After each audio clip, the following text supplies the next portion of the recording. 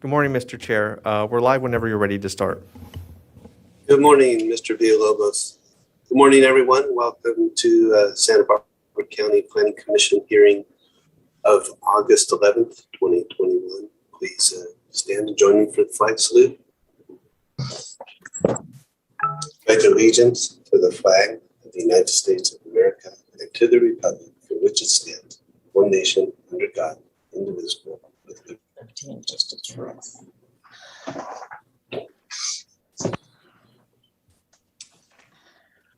Okay, Mr. Villalobos, could you move forward with items 2 and 3, please?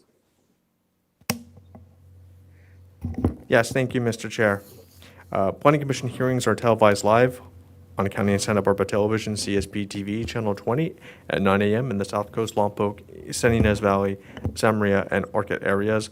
Rebroadcasts of Planning Commission hearings are on Fridays after 5 p.m. on CSB TV, Channel 20. Today's hearing will also be streamed live on the county's website and will be available for download in a day or two. Moving on to the roll call, Commissioner Cooney. Here. Commissioner Bradley. Here. Commissioner Blau. Here. And Chair Farini. Here. And Commissioner Park will be joining us a little later.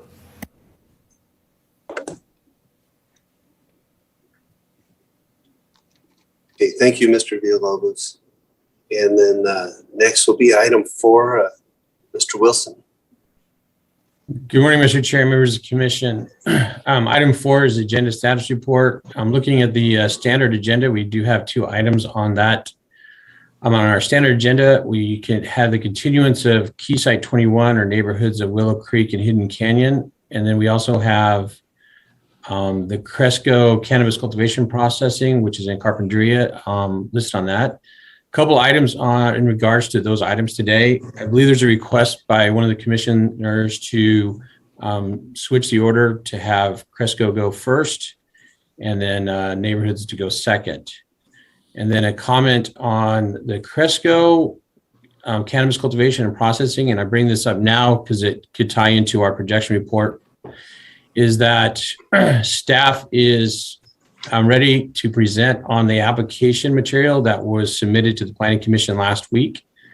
However, it's my understanding the applicant submitted additional information on Monday that went directly to the Planning Commission and didn't go through staff.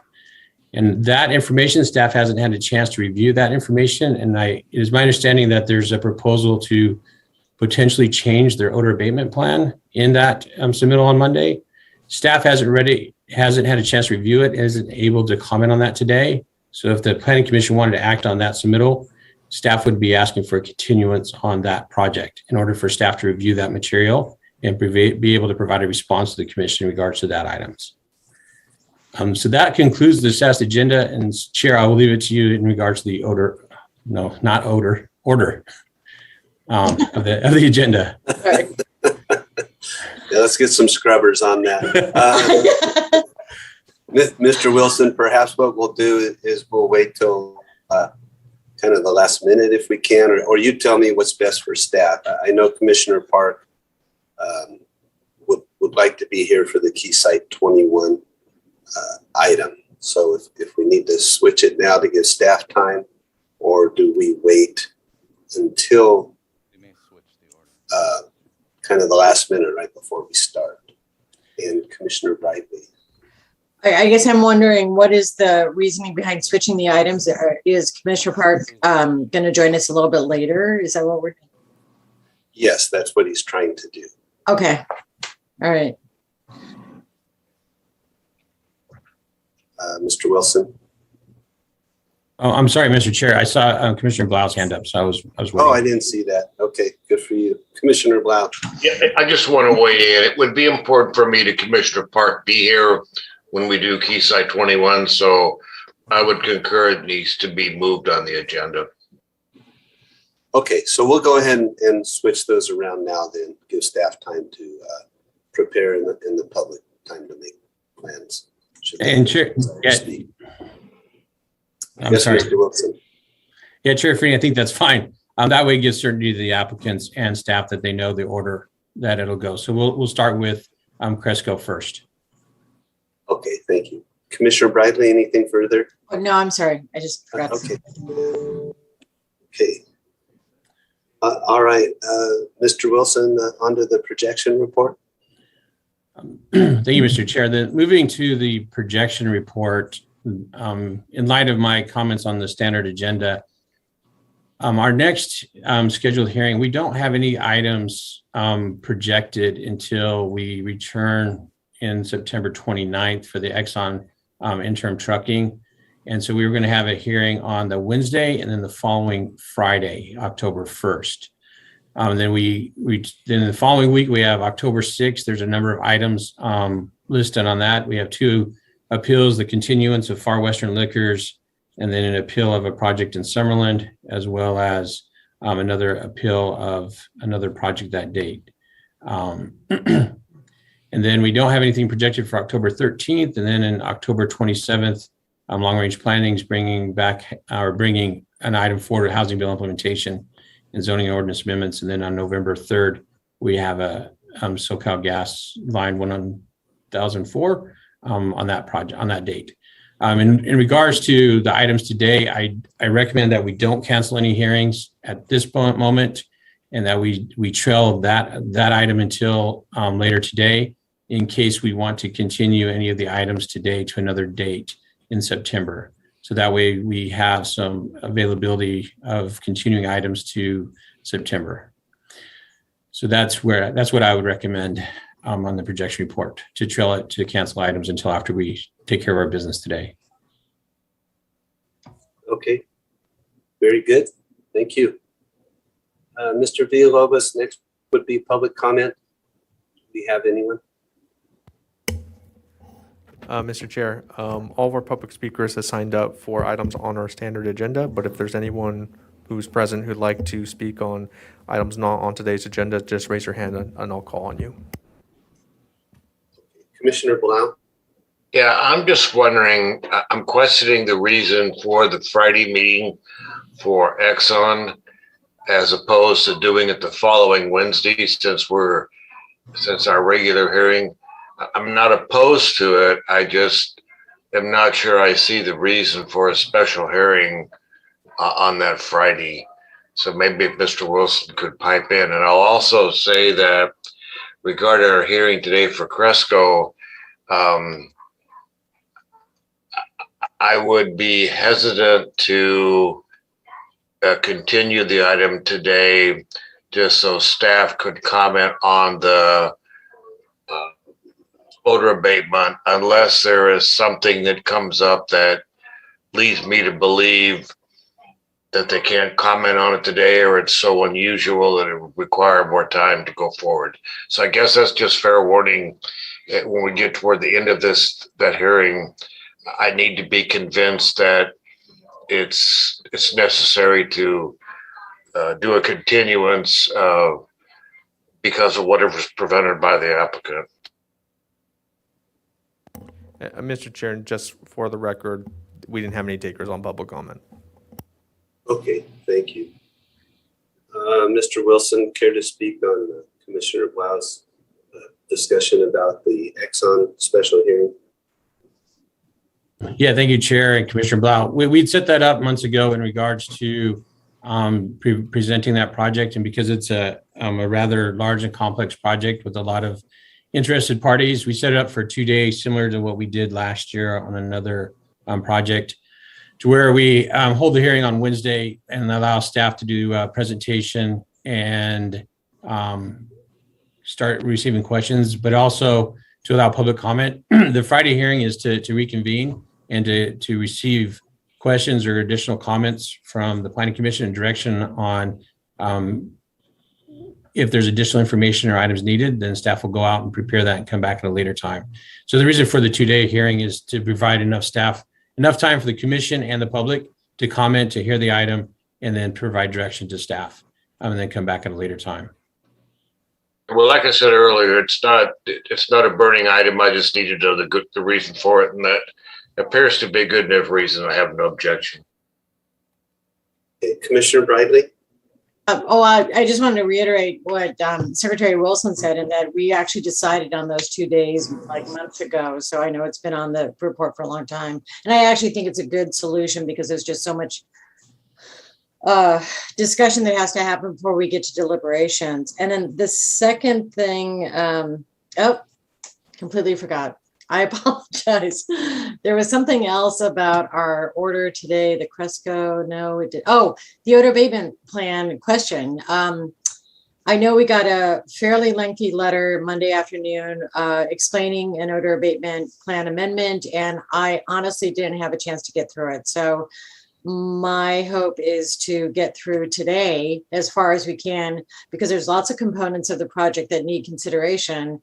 And if we have to continue it because there's additional information on the odor abatement plan, then we have that prerogative at the end of the hearing. So I say we go and make progress on it and get as far as we can. Okay, thank you, Commissioner Bradley. Mr. Pettit. Good morning. Good morning. Thank you, Mr. Chair and Commissioners. I realize that the Cresco project that's on the agenda today impacts your discussion of the projection reports, but I would recommend that commissioners hold off on substantive comments about that potential continuance and the materials submitted late until it's been read into the record. Thank you, Mr. Pettit. Okay, we're on to item 7, Planning Commissioners Informational Reports.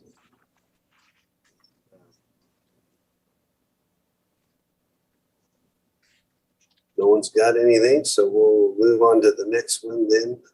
Item 8 would be the minutes of July 28th for consideration by the commission. I'll move for approval. Thank you. Commissioner Cooney? I'm seconding now. Okay, thank you, Commissioner Cooney. Mr. Villalobos? Commissioner Cooney, Aye. Commissioner Bradley, Aye. Commissioner Blau, Aye. Chair Farini, Aye. motion passes 4-0. Okay, and now would be time for the director's report. Mr. Wilson? Chair and Commissioners, Director Plowman is out of the office today, and the Board of Supervisors has been on their summer recess, so I don't have a lot to present or update the Planning Commission today. I can go over the long-range calendar just to remind the Commission as far as what's upcoming to the Board of Supervisors, and I can just do that really quickly. So I'm looking at the Board of Supervisors calendar. We're looking at August 24th to have a hearing at the Board of Supervisors in regards to the Autumn Brands Cannabis project. And then I apologize. Then the Canna Rios project was continued to October 19th on request from the applicant to the board at the Board of Supervisors. And then just a quick update on September 14th, we have 2 items on that date, which is long-range planning is going to be bringing proposals to the Board of Supervisors in regards to potential ordinance amendments. And one of those would be a discussion with the board on any direction changes on the cannabis regulations. And then another following that would be discussion on other ordinance amendments in regards to additional staffing to long-range planning. And then as we did the hearing last week on September 14th, we have the hearing on those changes that the Planning Commission recommended last week on the COVID ordinance time extensions or the extension of that expiration. And then following that, we have the Santa Rita project that was on appeal to the board, and that's scheduled for September 21st. And then the Decker Greenhouse appeal was continued by the board to October 5th. And so that's scheduled to go back on October 5th. And then Key Site 3 is scheduled to go October 12th to the Board of Supervisors. And I think that concludes where we are with the board's calendar. And then just a matter of things for the commission to be aware of. The California chapter of the American Planning Association, the conference registration is due. If you are excited or thrilled to attend that. So the deadline for early bird registration, if I can say that, or early rate registration, is this Friday the 13th. And so if anybody's interested in doing that, David, Mr. Villalobos could send out a link to the Planning Commission if you're interested in registering for that conference. So that concludes the director's report, Mr. Chair. Thank you, Mr. Wilson. Okay, well, so now we will go on then to the standard agenda. We will be going to item 2 first. Do we have a planning commissioner site visit or ex parte? Mr. Chair, if I could interject, can we read it in the record and then we'll. Yeah, I'm sorry. I don't have my list with me, my cheat sheet. Mr. Villalobos. Thank you. The following is a hearing on the request of Cresco, California to consider the following case numbers, 20 RVP 58, 21 CUP, and 18 CDH 31. Thank you, Mr. Villalobos. Now on to ex parte and site visits. Commissioner Cooney, your hands up. Yes, it is. Thank you, Mr. Chair. I had a site visit on Monday afternoon. I met with a representative of Cresco and also Nathan Eady, who is working on that project with the applicants, and Renee Van Wingerden, who is the owner of the property on which the project is proposed. And I should say I've known Mr. Van Wingerden along with other members of his family for many years, decades, and have been generally aware of his operations during that time and his prominence in the community. Thank you, Commissioner Cooney. Commissioner Bradley. Thank you. I actually had a site visit out to the property. I actually went out there about 1.5 years ago, right when I was getting on the commission. But then I was contacted by the applicant team to go out. So I made a site visit last Thursday. I also spoke with both Jim Youngson and Brian Robinson on that day. And again, Brian Robinson this morning. And also at the site visit was Nathan Eady and Sabrina with Cresco. And I think someone else, I apologize. But anyway, it was a thorough site visit last Thursday. Thank you. Okay, thank you, Commissioner Bradley. And I will report that I had a telephone conversation with Mr. Eady yesterday discussing the new additions that they presented on Monday. Okay, so with that, I think we can move on to the staff report. Ms. Baylor. Good morning, Mr. Chair. Good morning, members of Good the morning. commission. We'll go ahead and wait for the presentation to come on screen, and then I will get started.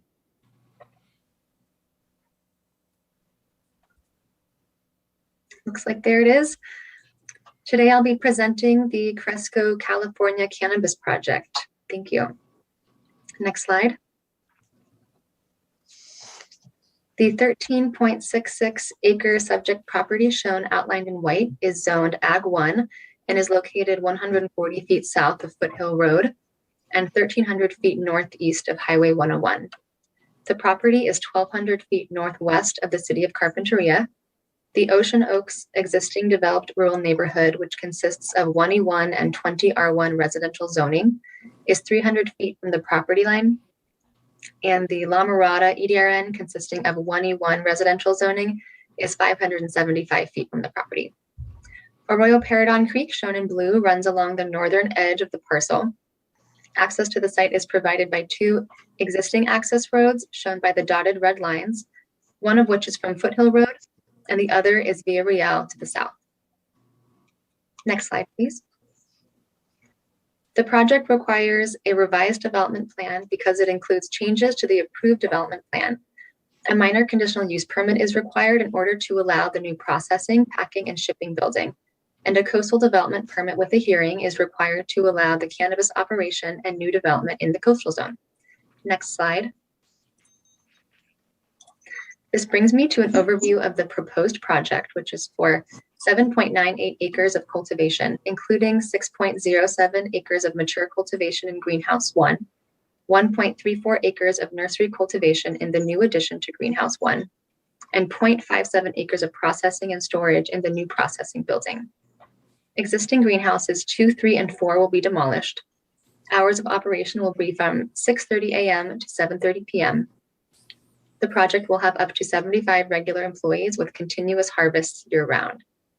Employees will use the access road off of Via Real to the south of the project site. The odor abatement plan includes 2 bio-vapor phase units with piping that will extend within and around the greenhouse, and carbon scrubbers will be installed in the processing building. Next slide, please. Existing stormwater detention basins will be deepened. Grading for the basins and new development includes 9,220 cubic yards of cut, 4,430 cubic yards of fill, and 5,490 cubic yards of export. The landscaping will be planted around the new parking area and new processing building. The native riparian species will be planted in order to restore the Esch buffer in the northern portion of the parcel. Additionally, the applicant has volunteered to maintain a specific area of landscaping along Foothill Road located on the neighboring property in order to provide further screening of the parcel. Next slide, please. Here is a site plan showing the 13.66 acre parcel outlined in black. There will be 6.07 acres of mature cultivation in the existing greenhouse shown in green. There will be 1.34 acres of nursery cultivation in the new greenhouse addition shown in dark green. There will be 0.57 acres of freezing, curing, trimming, drying, packaging, and storage in the new processing building shown in pink. The new processing building, greenhouse addition, and parking area will be located in the footprint of the 3 existing greenhouses that will be demolished. The existing stormwater basins on the east and south portions of the parcel will be deepened. Employees will access the site from Via Real, and all other trips will access the site from Foothill Road. Next slide, please. Here's a view of the landscaping plan with the subject parcel outlined in black. Native trees and shrubs will be planted in the northern portion of the parcel in order to restore the environmentally sensitive habitat buffer area. Trees will also be planted around the new processing building and throughout the northern parking area. The applicant is proposing to maintain landscaping that was recently planted on the neighboring parcel to the east along Foothill Road to provide additional screening of the new processing building. This offsite landscaped area is outlined with a red dashed line. Next slide, please. The primary odor emitting activities include indoor mature plant cultivation in Greenhouse 1 and processing in the new processing building. Cannabis will be harvested from Greenhouse 1 and then weighed, frozen, dried, cured, and packaged in the processing building. As outlined in the odor abatement plan, 2 vapor phase units will deliver odor neutralizer through pipes running along the perimeters of the greenhouse and new greenhouse addition. Piping will also run throughout the ridgeline of the existing Greenhouse 1. Carbon scrubbers will be located throughout the processing building, and HVAC exhaust ducts will be controlled with carbon odor absorbers. The processing building will have vapor barriers and seals that will limit air and odor exfiltration. An odor management specialist will be responsible for monitoring odor and abatement methods. The applicant will manage a community outreach list to provide information about the operation to interested parties. The OAP outlines a complaint response program that will be enacted in coordination with planning and development. As part of the proposed adaptive management strategy, the OAP may be supplemented with additional technology in the future if corrective actions are needed. The applicant submitted an addendum to the OAP on Monday, August 9th. The addendum states that the applicant would install a regenerative carbon scrubbing system inside the greenhouses in lieu of the greenhouse vapor phase system. Staff has not had time to review the addendum in detail. If the commission would like to incorporate the addendum into today's action, staff would like additional time to review and recommends continuing the project to the September 1st Planning Commission hearing. Next slide, please. The proposed project is consistent with standards of the Article 2 Coastal Zoning Ordinance, including the Cannabis Ordinance and Carpentry Agricultural Overlay. The proposed project is also consistent with the Coastal Land Use Plan, Toro Canyon Community Plan, and policies of the Comprehensive Plan, including the land use element, agricultural element, and conservation element. As noted in the staff report, the projected water use for the proposed project is 22.1 acre-feet per year, which is less than the historic 33.6 acre-feet per year for the previous cut flower operation. A complete consistency discussion of these standards and policies can be found in section 6.2 and 6.3 of the staff report. Next slide, please. The project relies on the PEIR prepared for the Cannabis Land Use Ordinance and Licensing Program pursuant to CEQA Guidelines Section 15162, as documented by the written checklist prepared pursuant to CEQA Guidelines Section 15168. The checklist is included as Attachment C to the staff report. No additional environmental review is required. Next slide. Staff recommends that you make the required findings for approval included in Attachment A, determine that the PEIR is adequate and no additional environmental review is needed, and grant approval of the project subject to the conditions included as Attachment B. This concludes staff's presentation. Staff and the applicant are available to answer any questions. Thank you. Thank you, Ms. Baylor. Any questions of the commissioners? Not seeing any questions. Shall we move on to? So, Mr. Chair and Yeah. Commissioners, I'm going to interject on behalf of staff real quick. So the staff presented the material that was submitted to the Planning Commission last Wednesday. The presentation today does not include any of that material that was submitted on Monday. So if the commission wants to incorporate that or add conditions that relates to any of that items submitted on Monday, staff hasn't had a chance to review it to determine whether or not it's consistent with the ordinance or impacts other aspects of the project description. So we respectfully ask the commission if you want to consider that and or incorporate it, we do need additional time to evaluate that information and make appropriate changes if necessary to the conditions of approval, project description, et cetera. So that I just want to make that clear before we move on with the project today. Thank you, Mr. Wilson. Commissioner Cooney? Yes, Mr. Chair, thank you. The gorilla in the room here is that submission on Monday, and we're kind of dancing around it. I always appreciate Ms. Byler's reports. They're very succinct. They go so fast that you really don't develop any questions. But let's talk about the odor abatement plan. I'm concerned that we go too far today. We can certainly do some things, but if we get into public comment, for example, I think that by far the greatest concern of the community is related to the odor abatement plan. And if the public doesn't know what is being suggested, perhaps the applicant's going to do that, but they won't have the benefit of staff's comments on it. I'm wondering if it makes sense to go through a lengthy hearing today if we're going to have to redo that all at some time in the future. Thank you, Commissioner Cooney. Kind of a question or observation to you, Commissioner Cooney, is it is your district, and I think whatever you prefer, if you would like to continue the hearing, I think we should see if we can get that supported. I'm just not quite sure exactly how you'd like to proceed. And I agree with you. I want to make sure that the public has full opportunity to review all of the new, I think it's 122 pages. And smell has always been a big issue in the Carpinteria area. So I would defer that back to you, sir. Well, Commissioner Freeney, I know that your interest is in having a very full and orderly meeting, which includes at its heart a discussion of the odor abatement plan as the applicant is prepared to go forward at this time.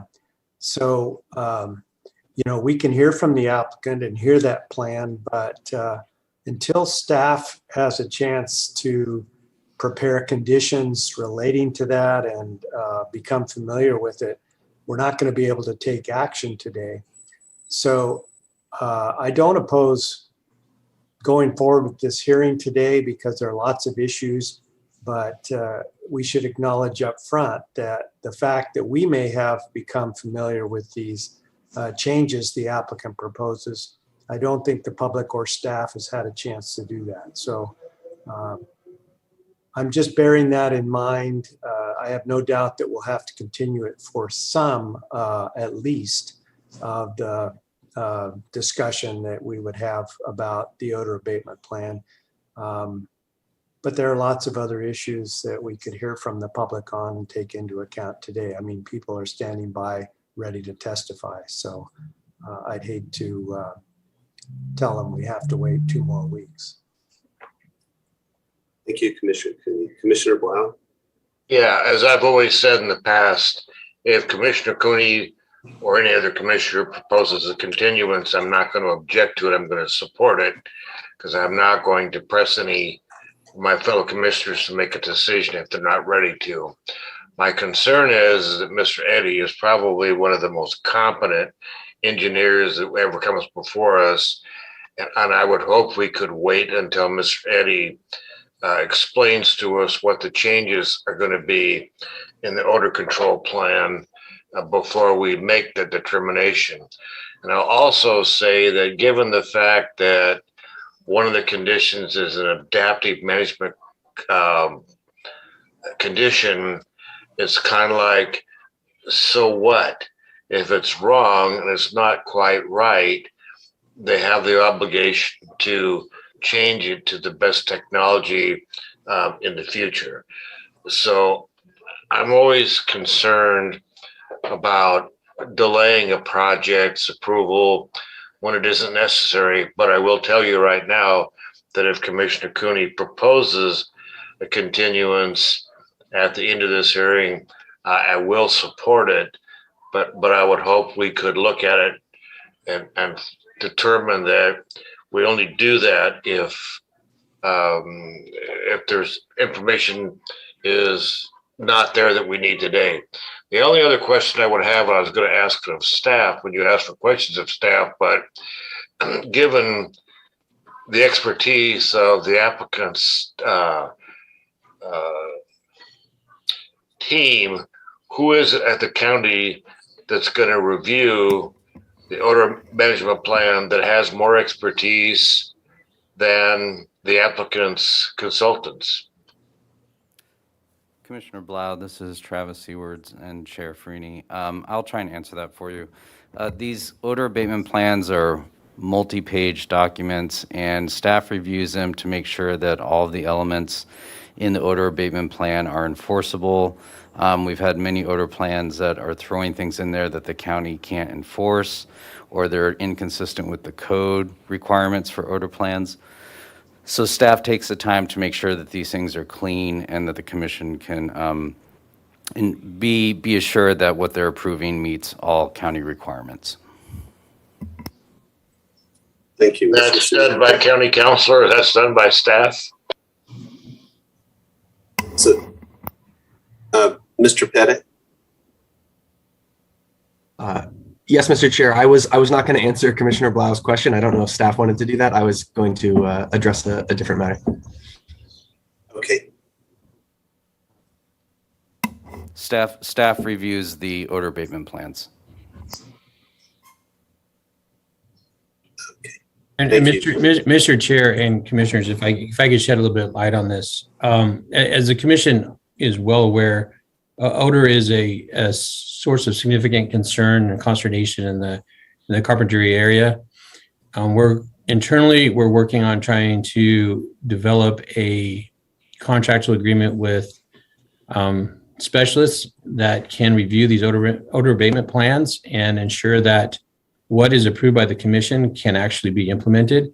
And so we're trying to put a third-party consultant in place to actually implement what the commission's done. And this has been going on since the first project that was approved a year or so ago, when the commission put a condition on there about testing the efficacy of these odor abatement plans. And so staff is currently working. We've tried a number of different avenues to get consultants on board or to evaluate these systems.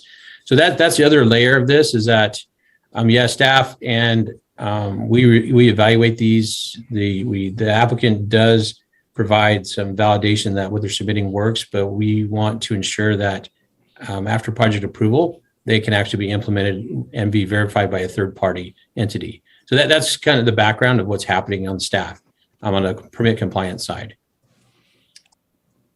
Thank you, Mr. Wilson. Mr. Pettit. Thank you, Mr. Chair and Commissioners. As the Commission considers how they're going to hear this item today, I just wanted to clarify, in terms of receiving testimony on this item today, because staff has provided a full presentation on the project based on the materials submitted, I would recommend that the applicant be given a full opportunity to present the project, as well as any changes to the project, and the public be given a full opportunity to respond substantively to those presentations. There are times when continuances, we request that the applicant and the public focus on a continuance, but because staff has presented the project, I recommend a full receiving of testimony. Very well, we shall move forward in that direction. Commissioner Bradley. Well, I think we're spending a lot of time about whether to continue it or not, and the fact is, this is probably going to be continued anyway. This is a large and complicated project. There are multiple issues surrounding it, not just the odor abatement plan. So I'm very much interested in hearing the presentation by the applicant. We've heard it from staff and the public. And if we have to repeat those steps, once staff in particular has a chance to review the odor abatement plan, that's really not unlike what we've had to do with lots and lots of other cases. So I think we're being consistent and careful, and that's okay. I did want to just take a footnote, from like the 5,000 foot level, when we get information that's sort of critical to a case like this on Monday afternoon. I mean, I'll say on the record, I didn't have a chance to review that whole letter, and it's technical, and frankly, I need to read it twice sometimes to really understand it. So I look forward to hearing Mr. Eady's presentation today, and I'll probably go back and read it again and be better, prepared to cope with the case when it comes back. And if we're really just talking about 2 weeks, I appreciate Commissioner Blau's concern about continuing these things. Again, I want to say, for the commission, we've done a much better job of moving these things along when all the pieces are in place. It's really unfair to staff to give them something that's super substantive so close to the hearing, and it's probably unfair to the public, and it's a little bit unfair to the commission. So if it takes another 2 weeks, I'm thrilled that we don't have agendas that are so packed that we're looking at 3 months. I would support the motion for a continuance, but I would also like to hear the presentation today from the applicant and get through public comment. I don't know how that's wasting time, honestly. Okay. Thank you, Commissioner Bradley. Okay, let's move on to the applicant then. Thank you, Chair Farini and Commissioners. This is Nathan Eady with SES Engineers. And we have Sabrina Noah with Cresco, as well as David Gakem.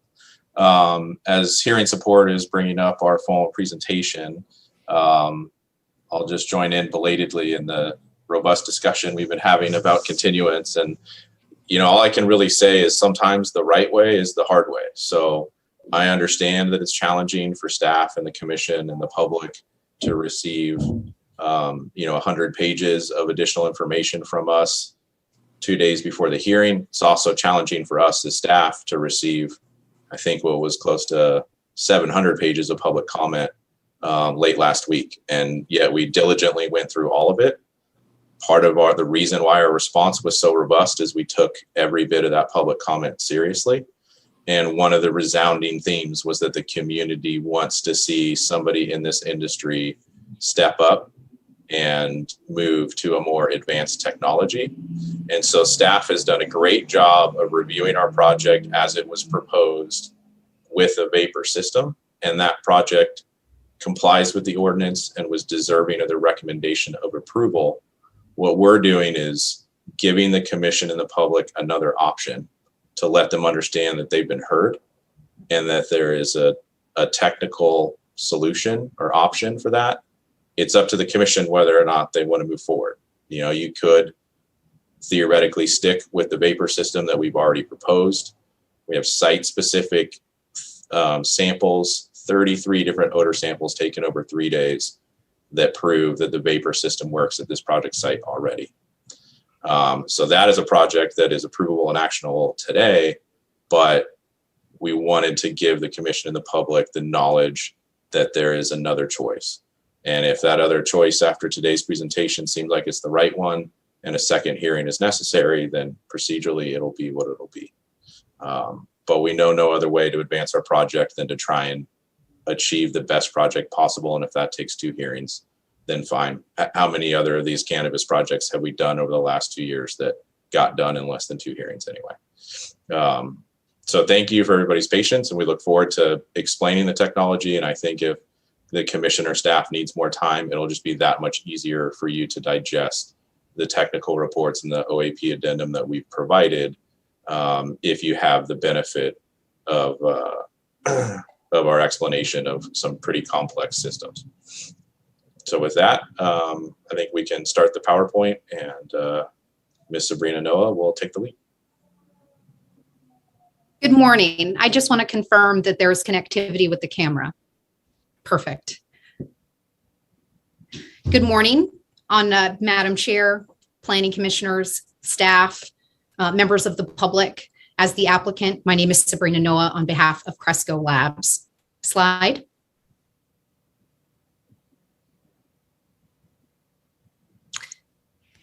We are a publicly traded company on the Canadian Stock Exchange, and as such, we just ask that folks do not act on forward-looking statements in this presentation. Slide.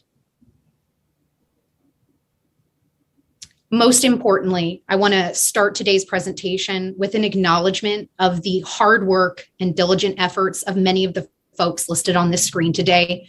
This has been an extensive process over the past 3 years, and we needed to recognize the key players who contributed to this intentional design. Slide. With me today, acting as our agent, I have Vice President of SCS Engineering, Nathan Eady, and Regional President West, David Gacom, who stands for our leadership team and the business. Slide. A little bit about Cresco Labs. Slide. Our vision is to build the most important cannabis company in the US, and we only do that with equal partnership with customers, patients, community, and regulators. Slide. We were founded in 2013 in Chicago, Illinois, and have spent the last 8 years building one of the world's largest cannabis companies. Our 2,700 employees support 18 production and 23 retail facilities across 10 states.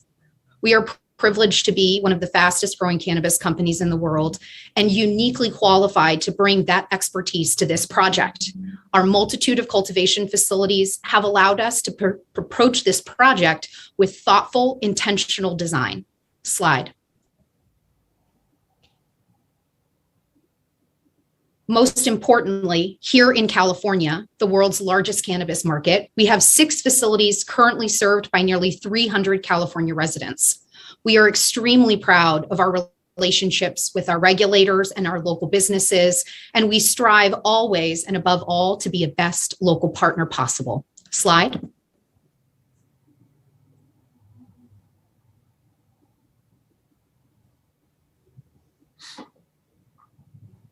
Apologies. Next slide.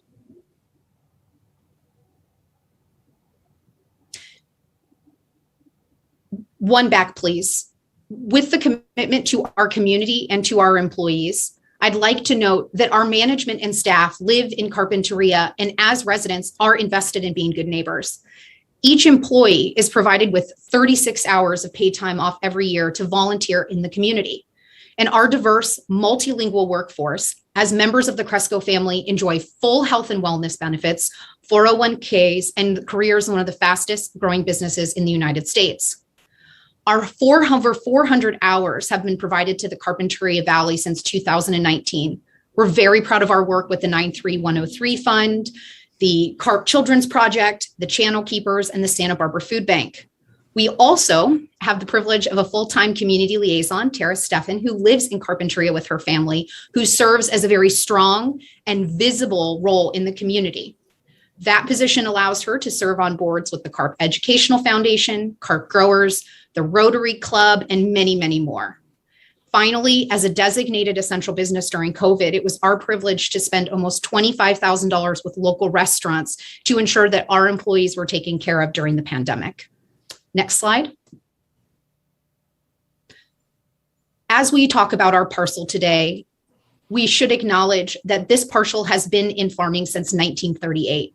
And while the products have changed from vegetables to cut flowers and now cannabis, the parcel and its functions have been basically unchanged. We are extremely proud to be a part of continuing that legacy. I did want to call out this really lovely quote from the 2020 Ag Report, recognizing the resiliency of the Agricultural Committee, but most importantly, that it is required to be innovative and constantly striving for the future. Slide. In the fall of 2018, Cresco partnered with Slow Cultivation. Most importantly, our local ownership team remains as an owner and serves as a member of our California Board of Directors. This facility is unique in that it benefits from having best-in-class operational support while still maintaining that local connectivity. Slide. As previously mentioned, since Cresco's management of the site, we have maintained a full-time community liaison. Over the course of the last 2.5 years, conversations with our neighbors have become a daily part of our operational consistency.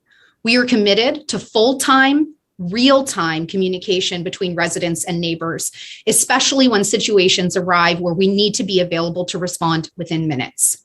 We pride ourselves on our great relationships with all of our parcel adjoining neighbors. Slide. Thank you for your time, and we look forward to hearing from Nathan. Thank you, Sabrina. So this is Nathan Eady again with SCS Engineers, and we'll now transition into going over some more of the technical and project-specific issues. And obviously, there's no more important one to the commission or the public than appropriate odor control. We've talked to the neighbors and the surrounding community continuously for over 2 years as this project has made it through the planning process. And we've never stopped listening and iterating the project to make it better and make it more responsive.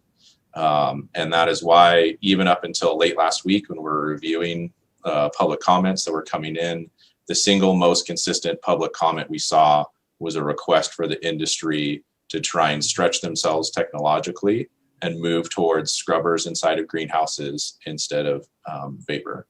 So next slide, please.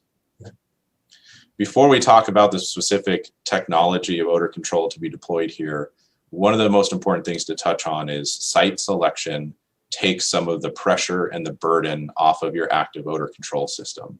And that's one of the great things about this project. So it is unique in this portion of Carpinteria in that there's over 1,400 feet in setback in any direction from the nearest other proposed or permitted cannabis facility. So, given the relatively isolated location, should a member of the public experience odors in this area, there's really no doubt about where it's coming from and the responsibility to fix it and make it right. The prevailing wind also wants to drive odors into the adjacent Ocean Breeze parcel, which is more agricultural cultivation with no residences of either residential or agricultural zoning. Next slide, please. In a similar fashion, The property has a minimum of 350 feet setback from the nearest residentially zoned EDRN. And again, the prevailing wind, and this is based off of the APCD's weather monitoring station in Carpinteria, which records weather in real time and logs that data and has been there for decades. The number one prevailing winds in this area travel from west to east with a slight southerly direction, which is an ideal direction to carry any remnant odors because it just drives them farther into ocean breezes, remaining cut flower fields, or more greenhouses to the south. Advance one slide, please. Another thing to note is that with the proposal of the project and the demolition of the 3 much older greenhouses, the way we've reoriented the site is to try and ensure that we can leverage everything we have about our design flexibility to move the active cannabis operations even farther away from these residences.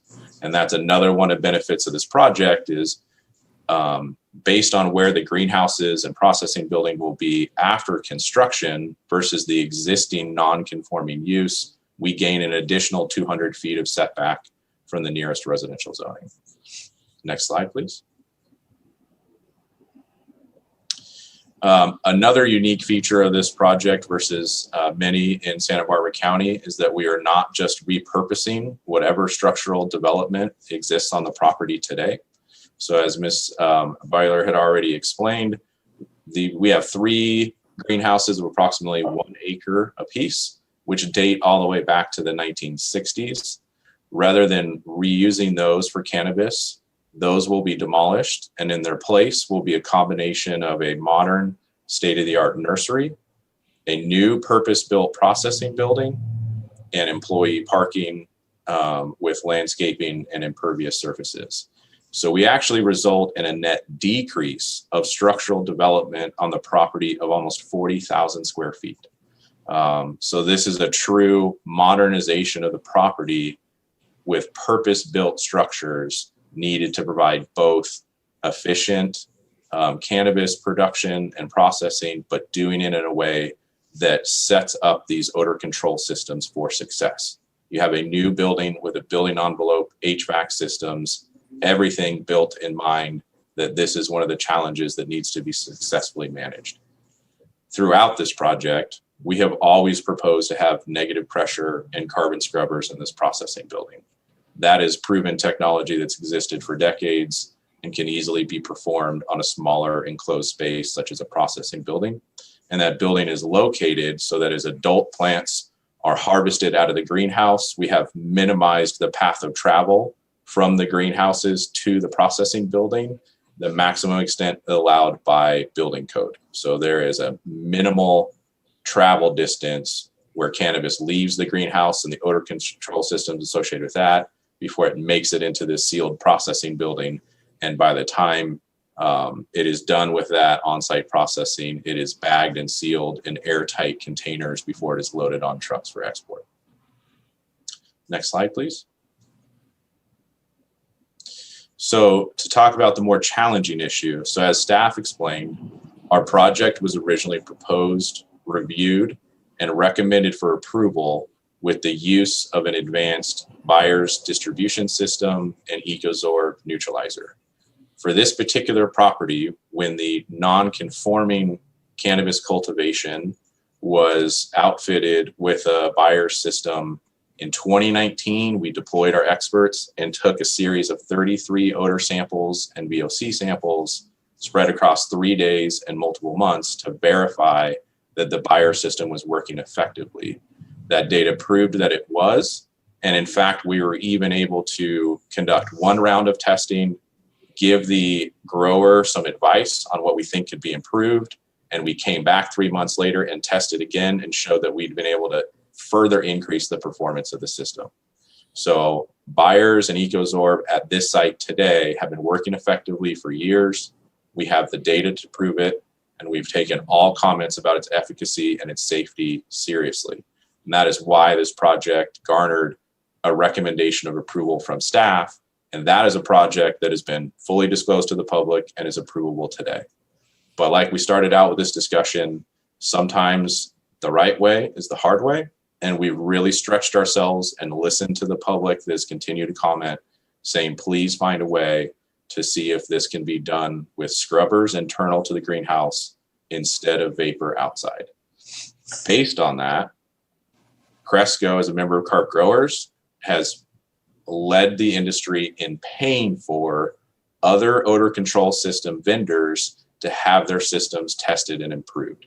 I know no other industry that does something like that, where a company comes to you and says, we have a product or service to provide, and the cannabis industry themselves have said, we will incur the cost of helping with that research and development and prove that those systems are effective. That is what has been occurring because the industry is receptive to this public call for scrubbers inside of greenhouses, which for this magnitude of structure and type of ventilation has never been done successfully in the world before. To date, we have invited many vendors to try. We've only had 2 come even close. And a company named Infinity Group out of Holland is at this time the one with the most advanced technology that appears to be effective enough where we can go ahead and deploy it for projects of this nature.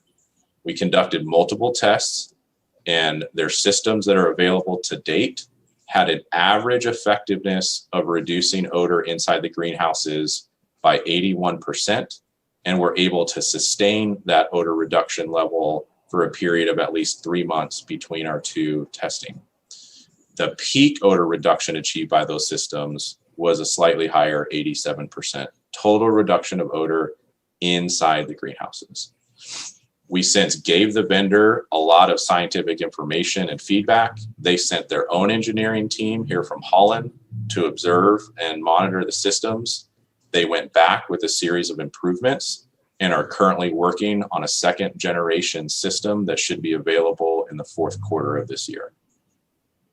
So in taking our data from those initial tests and assuming that the scrubbers are distributed throughout Cresco's greenhouses in a similar density, we can assume that it's achievable to get at least this 81% average reduction in odor inside the greenhouses.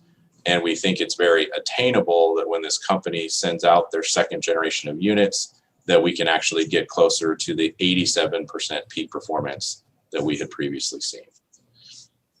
Next slide, please.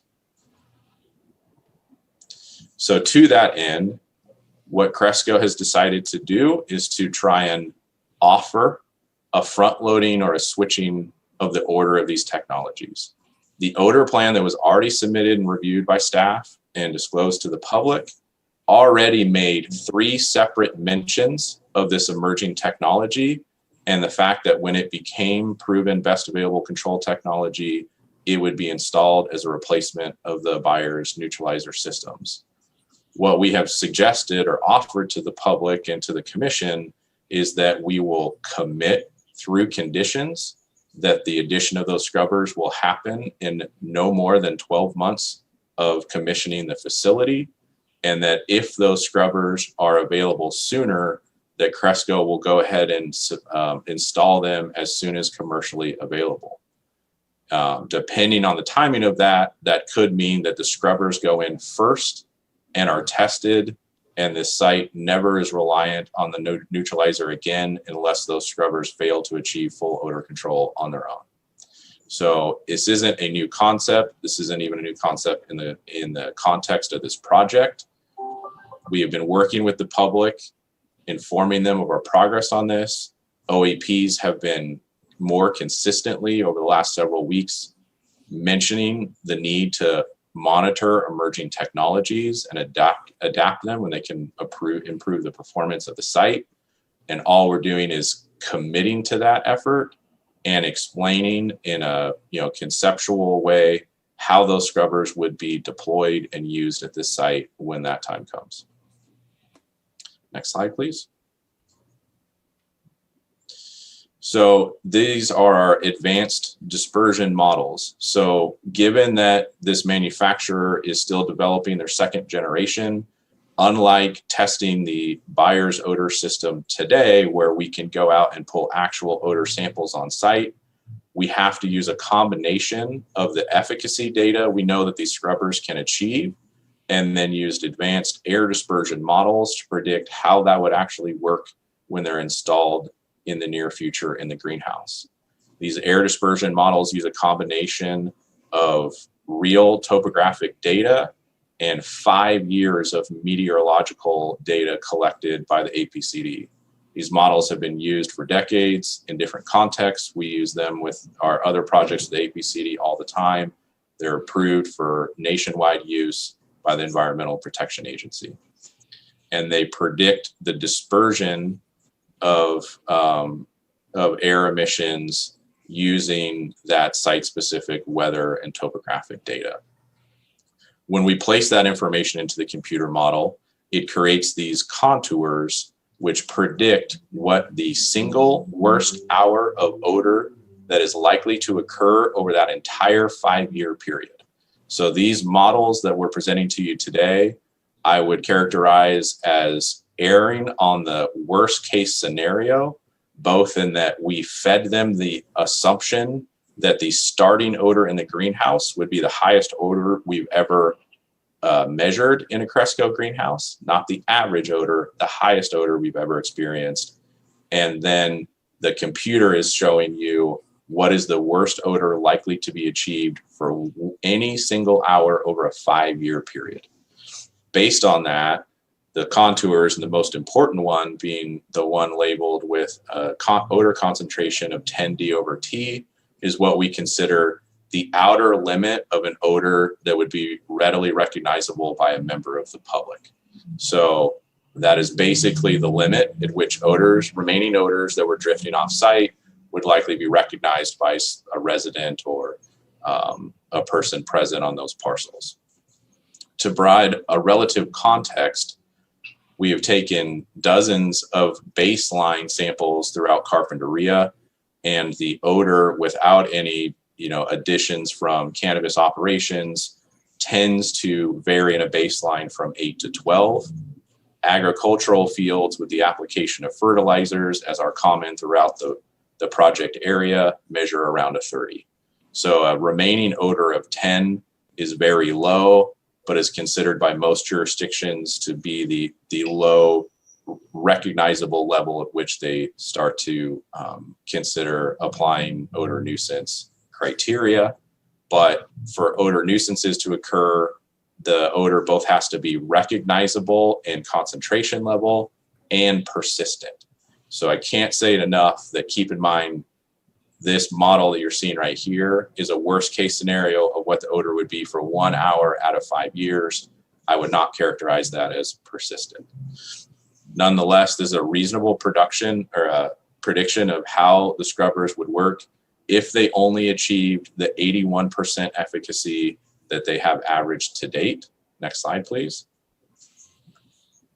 If the next generation of scrubbers improves, which we certainly think they will, and we make a more modest assumption that their efficacy increases to 87%, which they've already shown an ability to do, then this is the updated computer model that shows that the distance of that 10D over T odor travels is reduced significantly and stays well within agricultural parcels and has no overlap with either residentially zoned receptors or residences on agriculturally zoned properties.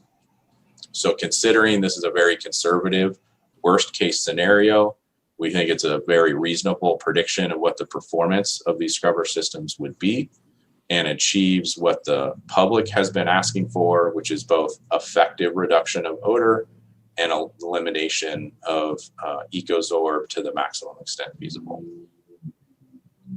Next slide, please.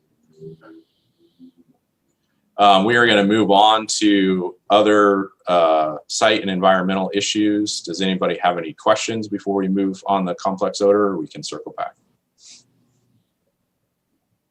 Commissioner Bradley, your hand's up. I'm not sure if it's left over. Okay. I think we're good for now, Mr. Eady. Okay. Oh, wait, hang on. There's Mr. Cooney. Commissioner Cooney, and you're muted. Still muted. I thought of one question for Mr. Eady. His models are interesting and complex, but one conclusion, and this is important for us all to know, is that even with the scrubbers estimated operating fully and correctly at 87% of the odor produced, we're not talking about eliminating all odor leaving the greenhouse. There's still a percentage that gets out, stays on the property, according to Mr. Eady's presentation. I just want to verify that 100% of the odor is not maintained within the greenhouse structures. Correct, Chair and Commissioner Cooney. So no odor system is truly 100% effective. Every odor system has some negligible amount of odor that breaks loose. The critical difference here is when we take odor samples to measure the efficacy of the Byers system, because that system is entirely outdoors, that reduction efficacy is actually a combination of whatever Byers and the EcoZorb is achieving, but also what nature is achieving through its own dilution and dispersion. For these internal systems, we are able to predict how much they reduce that odor before any of it is released from the greenhouse vents. And then what the model is doing is predicting, based on that remaining odor, what happens to it. How quickly does it disperse and dilute, and where does it go? And that's what those contours visually represent. Thank you. Commissioner Blau. Yeah, I'm not to be confused, but you're telling me that this is 1 hour in 5 years or whatever the term was. Then you also had a number on there that talked about the 30 D/T, which was the typical agricultural odors. So I'm assuming that if we're growing broccoli or cauliflower or fertilizing, there is going to be, if I read your graph right, more odors from that than there was from your cannabis operation after the scrubbers. Am I correct, or did I miss something?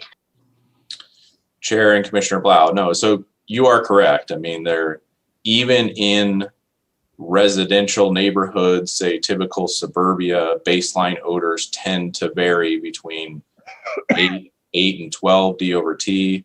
And then certainly when you get into mixed land use areas like Carpinteria or any other area of Santa Barbara County with the contribution of open field agriculture, livestock, et cetera, 10 D/T is a fairly negligible odor compared to those competing agricultural uses. Thank you, Mr. Eady. Commissioner Cooney, did you have a follow-up? Oh, sorry, not now. Thank you. Okay, Commissioner Park, welcome. Hi there. And I've heard all of Mr. Eady's presentation. Mr. Eady, I want to ask you about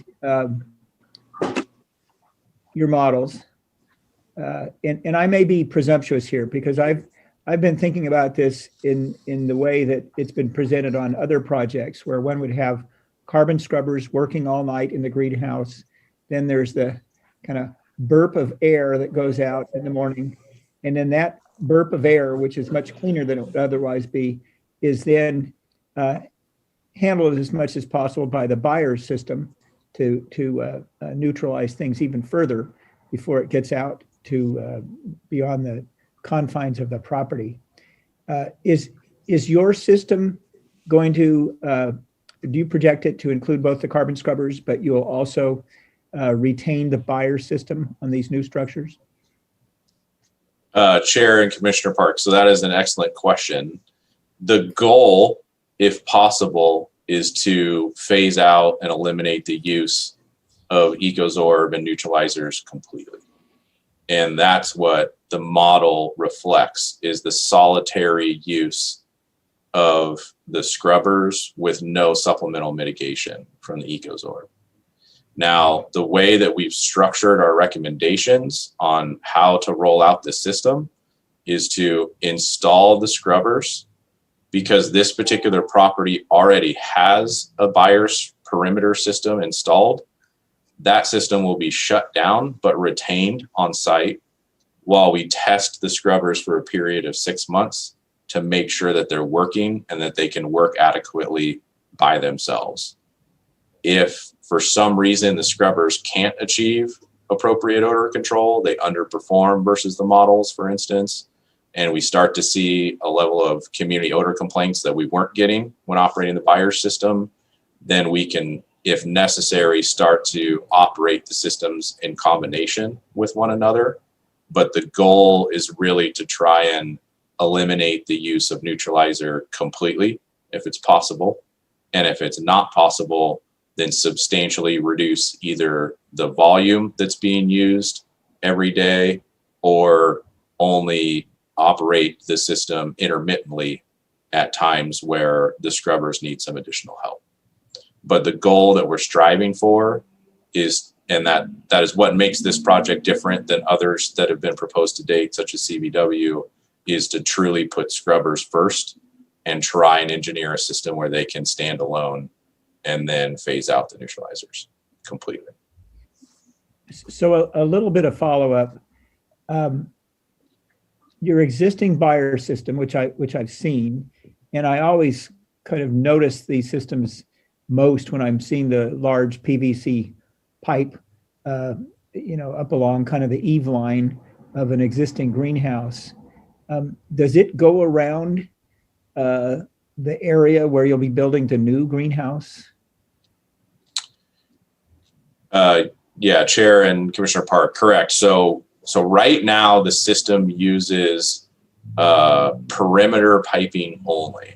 And because the non-conforming cannabis cultivation is only in 3 out of the 9 acres of existing greenhouse, that system is relatively small and it's been working excellent since its installation in 2019.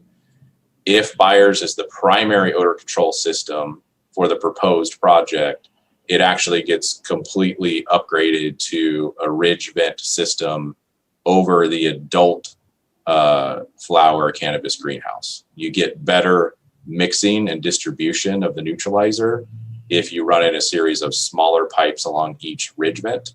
So that would be used for the adult cannabis part of the operation, which is 6 acres. The nursery portion of the greenhouse would be surrounded with a perimeter system only, because juvenile plants produce negligible odor compared to the adults. And if you use too much Ecozorb in that context and it doesn't have enough odorous air to impact with, then you can have the negative effect of too much Ecozorb and you can start to smell the Ecozorb by itself because it's got nothing to interact and neutralize with. So that the design we have for the vapor system is quite advanced and would be upgraded significantly if that was the primary odor control system for this project. We provided all the plans and the specifications for that, but we've also offered this alternative of using scrubbers in lieu of it. Let me ask about your data and your studies. I'm struggling to equate the modeling of the scrubbers with the data you've already gotten on the buyer system, simply because with the buyer system, as you say, you're getting outdoor samples that are mixing the combination of the buyer system and Mother Nature, and they're more distant from where the cannabis is itself. If you're modeling the interior of a newly renovated greenhouse, it's all interior modeling, and that's where the scrubbers would be most effective. Do you have any way to model, or have you modeled the combination of a hybrid system where you have the scrubbers, but you also have your buyer system? You probably understand that question. Probably nobody else does, but I think you do. Chair and Commissioner Park, we have not modeled the combination of the 2 systems, but another way to address this issue is because this site, for instance, has cannabis growing on it today and a buyer system operational today, and we can go out and take actual samples and not be reliant on a model. the lowest efficacy rate we have recorded for the Bayer system on the property today is 97% odor reduction.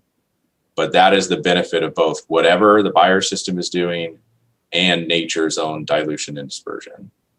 If I try and convert that over the best I can to an apples to apples, because the scrubbers are only showing a maximum of 10 D over T going on to neighboring properties, they are achieving somewhere around a 99.95% of odor reduction between both the benefits of the scrubbers themselves and the dilution and dispersion. So we're at percentages now where basically the systems appear as though they both do a very good job. They're both capable of keeping fugitive odors at a nuisance level from reaching these offsite receptors. So really what we're offering is two systems that both achieve the goal of the ordinance. They just do it in very different ways. The only thing that I would caution is the community has shown a preference for scrubbers, and all I can offer is a computer model's prediction that they're going to work. I cannot verify it until we've bought and installed the systems and got them operating. And that is where we're at the tip of the spear of technology. And we're willing to give it a shot. And really the worst case scenario is you end up having to back that system up with buyers. And at least then you've also partially achieved the community's goal by we should need much less neutralizer, if any at all. And so to wrap it up from at least my questioning, your modeling shows that you're not going backwards. You're probably going forwards in terms of reducing odor, and that you will actually have an installed system and you'll be able to see whether it works or not. And even if it's not working as well as you think it is, you'll still have the Bayer system out there where you might combine them together. And like I said, never go backwards, but be going forwards on something that's more effective. Would you agree with that? Correct, Chair and Commissioner Park. I mean, essentially what we're offering is, instead of continuing to use vapor and then experimenting with phasing in scrubbers later, let's advance to the scrubbers, see what they can do, and only use neutralizers if it's needed to knock out some remnant odors. And the computers right now, models predict that that's unlikely to be necessary. Okay, thank you. Commissioner Blau. So, Mr. Eady, did I hear you correctly to say that you think the scrubbers are going to get 99% of the odor reduction on a normal, we'll say, day, and the worst case scenario that showed us earlier was that 1 day out of 5? Chair and Commissioner Blau. So the most aggressive assumption we have made is that the scrubbers will get 87% of the odor. It's that nature takes care of the other roughly 13% with its own dilution and dispersion over a distance. So it's the combination of the scrubbers reducing the odor substantially before the greenhouse ever vents, and then time and distance takes care of the rest. And what the computer model is showing you is the worst hour in 5 years. I haven't gone back and done the math, but that makes it like a 1 in 40,000 chance or something that you'd actually experience odor at that magnitude. So you're telling me that at 700 feet, 500 feet, whatever those distances were, that even a sensitive receptor is not going to notice the cannabis odor except for that 1 hour out of 5 years. That's correct. That's the computer's prediction. And you're also telling me that for some reason your scrubbers don't do it. You're going to deploy the Bayer system to help it even further. Correct, Chair and Commissioner Blau. That's the backup plan that we're hoping isn't even necessary. Yeah. Thank you.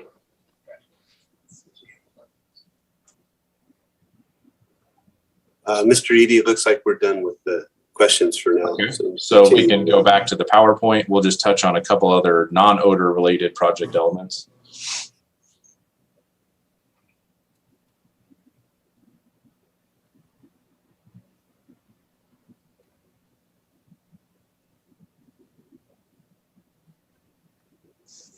Mr. Villalobos, can you queue up the PowerPoint when you get a second?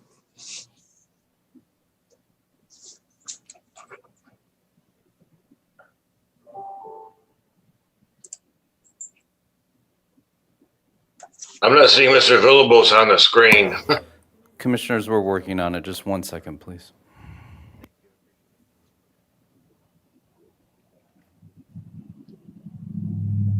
Chair and commissioners, if we have to kill a couple minutes of awkward silence, the one thing I'd note, while I sincerely appreciate Commissioner Blau's professional compliment, I get a lot of credit for the work that's actually done by a team of close to 8 employees of different specialization that we have here. So our professional engineer, Tia Jeter, with a master's degree in chemistry, reviews and approves all these odor plans. We have a full-time team of 2 specialists that do all our air quality sampling. So this is really success by committee based on our firms providing a whole spectrum of professionals that help with this.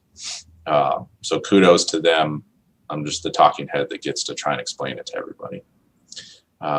So moving on to other community issues of concern, now that we've got the complex discussion of odor out of the way. The second most important theme that we heard from neighbors in the community was that Foothill already has a heavy amount of traffic at times. The road is narrow and tough to navigate, and that if the project can, if at all possible, relocate traffic off of Foothill, that the community would appreciate it. Next slide, please. So the existing condition today with the cut flower operation that historically operated on the property, and now the non-conforming cannabis, all vehicular access to the property is taken off of Foothill through an easement on adjacent Ocean Breeze parcels. Next slide, please. As a component of this project, we worked with the fire department to verify an acceptable secondary access path from Via Real.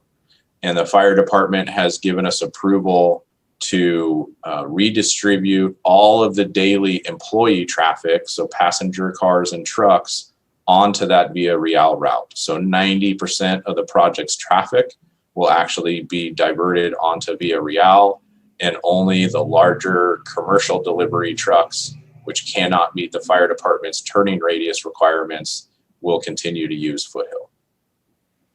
Next slide, please. Another issue was architectural compatibility. So this project has been through SBAR review and conceptual approval. And what we heard from SBAR and the community throughout those hearings was to make sure that the site as proposed was architecturally compatible with the neighborhood. Next slide, please. We listened to that request. So under Article 2 in the zoning ordinance, a support processing building similar to what we're proposing is actually defined as a pack house. In Western Carpinteria, there's a minimum of 9 similar facilities already existing, with photos of them there on the right. They're not exactly architecturally appealing structures. They're definitely functional and supportive agricultural uses. Next slide. So we made an attempt to go above and beyond, and rather than design our processing building to just meet that basic functional need, we went a step further and tried to make it compatible with residential architecture in the region, not industrial.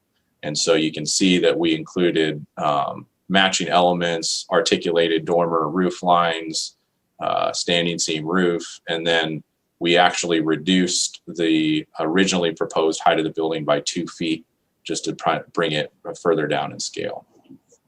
Next slide, please.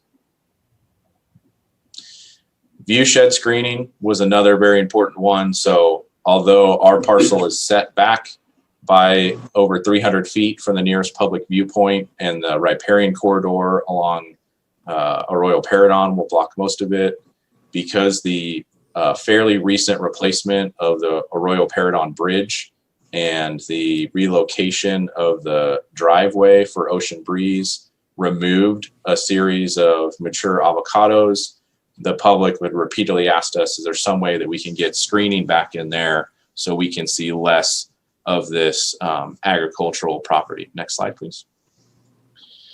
So having listened to that, there are several improvements. So one is the existing riparian corridor along Arroyo Paredon will not be disturbed at all. So there is a robust line of existing mature oak trees, et cetera, that blocks public views of most of this parcel.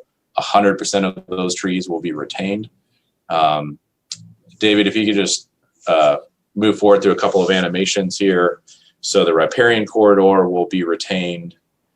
The avocado orchard that used to exist on the northern fringes of the parcel has been removed and will be replaced with an enhancement to the ESH buffer consisting of native oak trees and a native plant palette of shrubs. And then one more time, David. And then along the main view corridor from Foothill that kind of angles into the actual project site, we got conceptual SBAR approval for the placement of native vegetation out there. And rather than wait for it to be installed as part of our project, which could take over a year, we decided to pay it forward and go ahead and install that landscaping immediately to provide the screening that the community was asking for now rather than in the future. Next slide, please. So this is a good example of what the view from Foothill looked like as we started those community conversations. Go ahead and toggle forward, David. That's after the trees were installed. So Cresco went out of their way to purchase large stock oak trees so that we gained instant screening of the public view shed. Go forward again.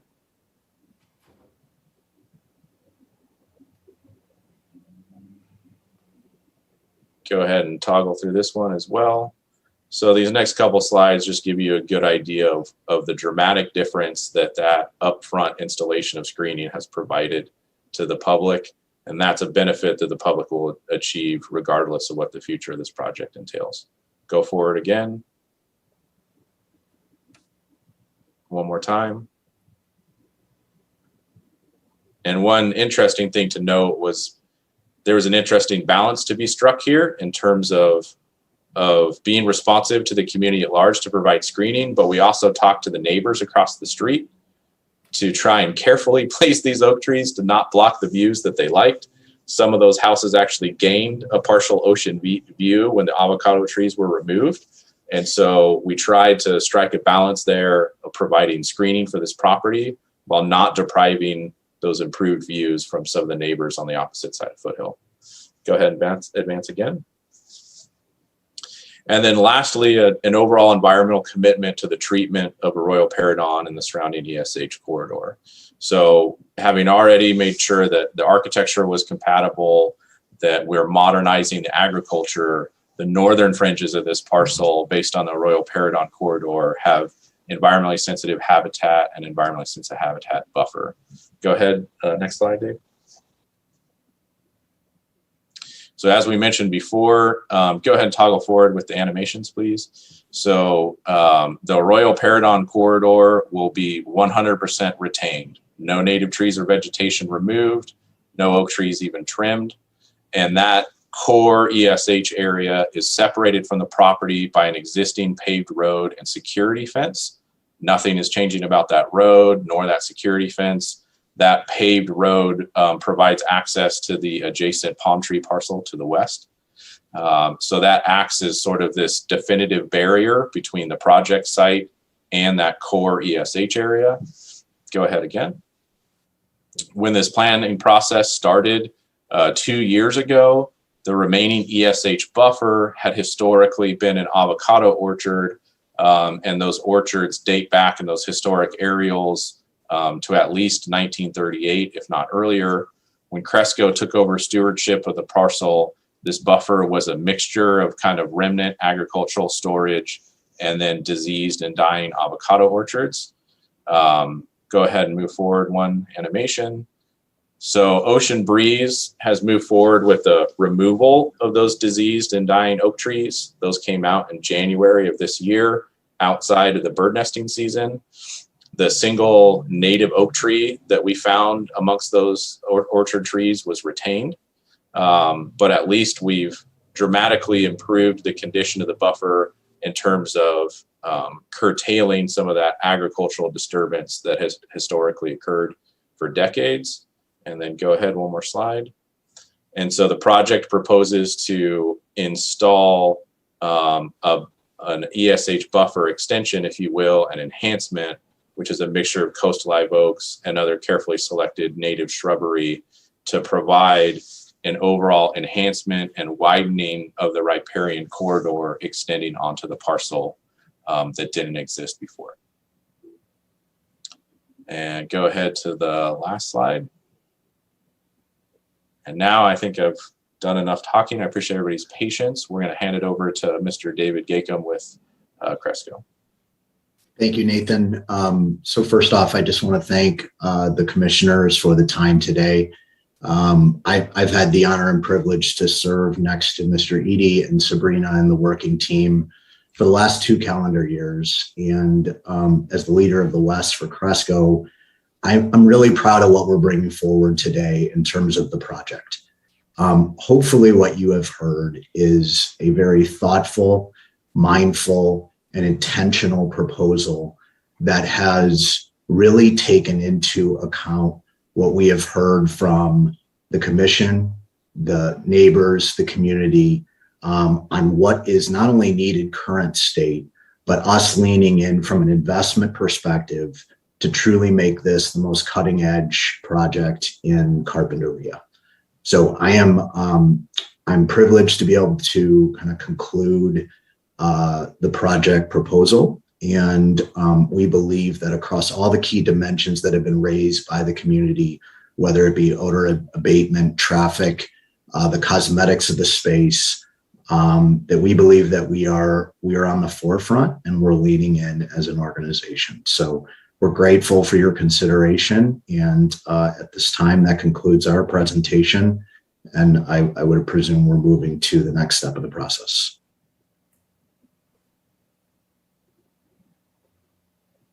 Commissioner Park. Yes, Chair Freeney, I had a follow-up question I forgot to ask Mr. Eady during his particular presentation on odor, and I'd like to ask that question before we move to the next step. Please go ahead. Mr. Eady, your data collection points for your testing of the Bayer system, were those points at the perimeter of your property, or were they at the sensitive receptor locations? Chair and Commissioner Park, so all of the above. When we plan these odor grab sample studies, what we first do is we analyze the wind conditions over long periods of time. We separate the day into different wind patterns because especially the Bayer system will perform differently based on calm winds in the morning, transitional winds in the late morning, and steady winds in the afternoon. And we take odor samples strategically throughout all those different wind conditions to make sure the system's performing consistently, and where we sample moves based on what those wind conditions dictate will be the most likely path of travel for the odor. For this one, we took odor samples close to see how the odor reduction was being achieved through Bayer's.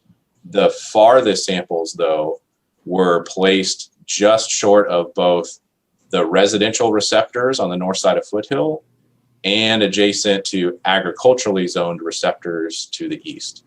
So we care about the overall performance of the system, but there are definitely odor sample locations taken as close as we can politely take to other receptors' properties to most importantly verify, are we successfully abating the odor before it gets to a person's residence. For this property, even though it goes above and beyond the code, we took those samples next to residences of any zoning. It didn't matter whether it was residential or agricultural, because the goal is, can we abate odor from reaching anyone, not just those protected by the ordinance? You know what I'm looking for is all of us, and I'm certainly the public would want this too. We want to kind of generalize from one project to what would work at the next project or another project.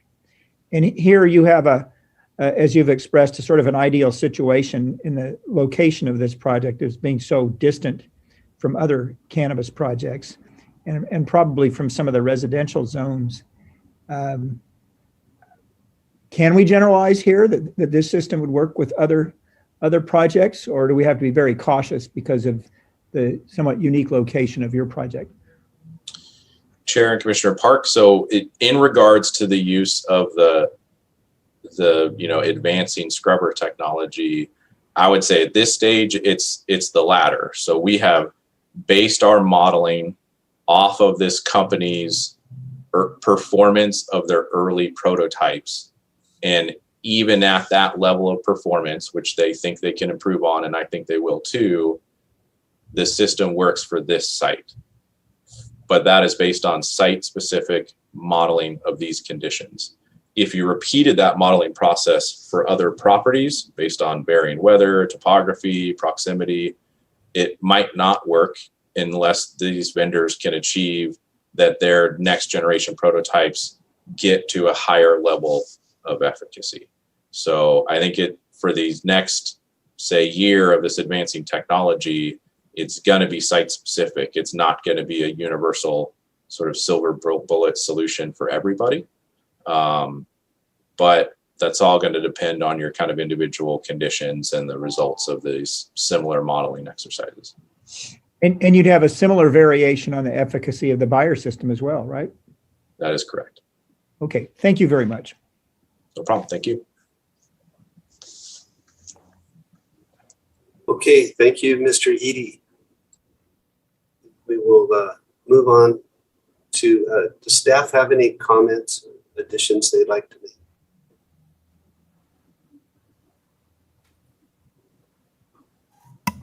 We have no comments at this time. Thank you. Okay, thank you. I think we should take a 10-minute break and come back in 10 minutes. All right, thank you.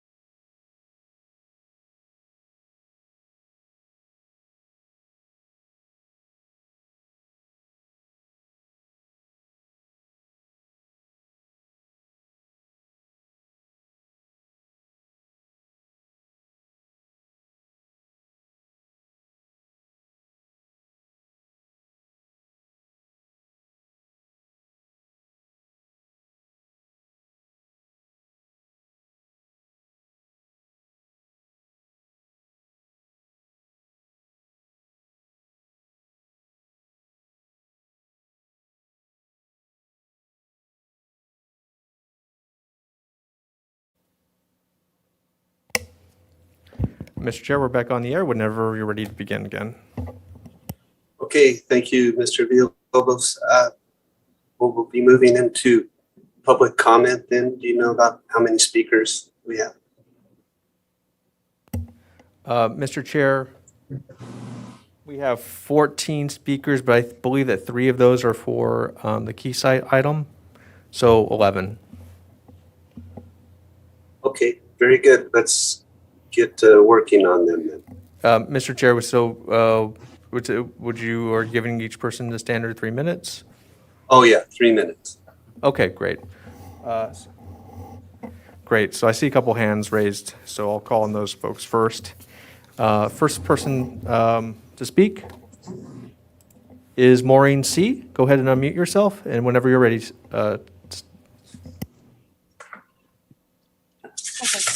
Tell me when the timer has started. I'll start it right when you start talking. Okay, go ahead. Hi, I'm Maureen Claffey. I've sent you all a letter. You've seen me speak. I'm a local farmer and farm business owner, and I'm also the immediate neighbor to this project. And I'm also the founder of an environmental grassroots group called Save Arroyo Paredon. Today I'm speaking before you, and I want to let you know that I represent myself, my family, and the 94 other families who have signed a petition to oppose this Cresco project on environmental grounds. Now, you should have all received the petition that was signed by 94 people, which I removed their personal names and personal addresses so you could see, but you can see their variety of comments. And I think their comments speak volumes around kind of the silent majority that does not want this project because of its environmental impact. It would take probably 5 hours to go through all the incorrect statements that Sabrina and Nathan have made regarding community outreach. I'm not getting paid by anyone to lie or kind of bend the truth or make things prettier than they are. I'm simply a farmer, the daughter of farmers, the great-great-great-granddaughter of farmers who've been here since the 1860s, who wants to tell the truth about this community impact. Cresco smells. It has smelled. It's an eyesore. Their photographs do not show you the extent of the problems. And I invited you and tried to get you all to participate in a tour to see my property that eventually went nowhere. And farm tours were executed kind of outside of public participation. So that's really unfortunate. The one thing I do want to say on a positive note is that our efforts at advocacy are working. It's clear that Mr. Eady just admitted that Byers doesn't work. So that's the headline, Byers doesn't work. They're admitting it, they're phasing it out. The carbon scrubbers, they do work. They're proven technology. That technology needs to be fast-tracked. It needs to be considered best proven technology by the county, and nothing else should be allowed, and Byers needs to be eliminated countywide, period. In terms of the timeline for the scrubbers, I think that Mr. Eady also knows that there are plenty of American-based carbon scrubber companies. There's no need to import, Dutch technology on this. Northern California, Denver, Colorado are already using carbon scrubbers. So the idea that this has to be an elongated process is bogus and frankly, just not correct. Finally, the bottom line is that although we're happy that the carbon scrubber emphasis is being made, this project falls far short of the environmental protections that are required to approve a CDP and a CUP at this time. So on behalf of the Urban Creeks Council, on behalf of Save Arroyo Paredon Watershed, we ask you to deny this project because it does not guarantee protections of the environmental neighborhood and habitat that are required as part of the Toro Plan and the coastal zone. We have steelhead habitat, we have tidewater goby habitat, and many other species that are outlined in the letter that our land use attorney submitted to you. So to be continued on this, we think that Cresco is getting the message to a small extent that we want to, applaud their admitting that Byers doesn't work. In Mr. Eady's words, you can actually smell the EcoSorb mist. And so I think that's a real admittal that this is air pollution that's going to have an impact on sensitive species. The last point I want to make is that when this air pollution cloud is emitted, it doesn't just stay in one place, nor is it easy to predict or control where it will go. So the Sandpiper mobile home is probably not even half a mile from Cresco. And that's over 900 residents, many of whom are low income. And many of those were the ones that signed the petition. They're not allowed to speak out or be political because of the kind of requirements of their mobile home park. But many of them are low income, unable to kind of speak up for themselves, and they are under the cloud of this air pollution. The last point I want to make is that there are 5 other, Mr. Park, I think, said, oh, this is a great project because it's nowhere near other cannabis projects. Well, that's a bunch of baloney. There's 5 other cannabis farms either in the works or already operating on this tiny little stretch of Arroyo Paredon Creek. Again, Hey, thank you, Ms. Coffey. Thank you. Commissioner thank you so Brightly, much. did you have a question? I did for Ms. Coffey. You referred to a Save Arroyo Paredon group. I'm just wondering, when was that established, Ms. Coffey? But within the last year, I just realized that these cannabis projects were really creating environmental impacts that were far beyond the scope of the PEIR document that the county had produced, which has no air quality element to it, none. That was not an accident. That was a deliberate omission recommended by the cannabis lobbyists. If you look at Santa Cruz County, they have, I just want to know when the group was established. That was my question. You've answered that. Thank you. Yep. Thank you. Who's next, Mr. Villalobos? Our next speaker will be Elise Kosar Daly.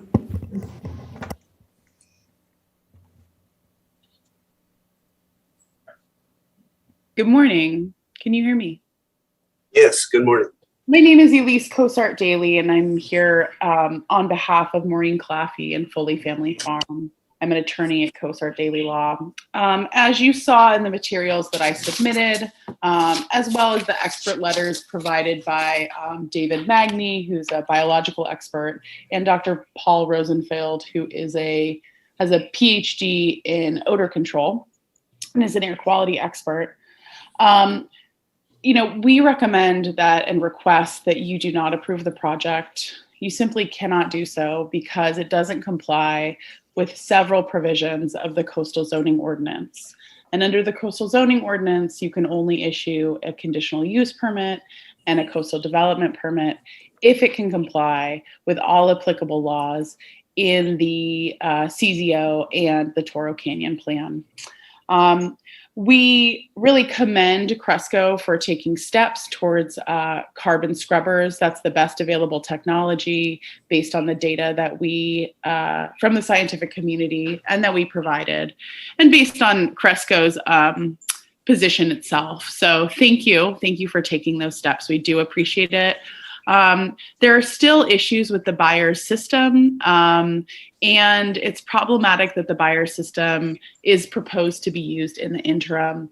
There are potential impacts to environmentally sensitive habitat that have not been studied. The Planning Commission has the power and authority to condition approval in order to protect environmentally sensitive habitat.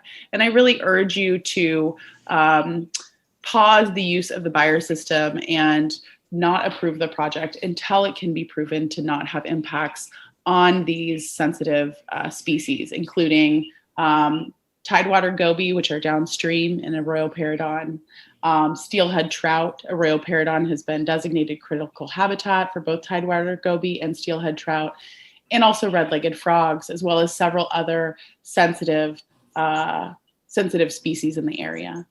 The big concern is impacts to environmentally sensitive habitat.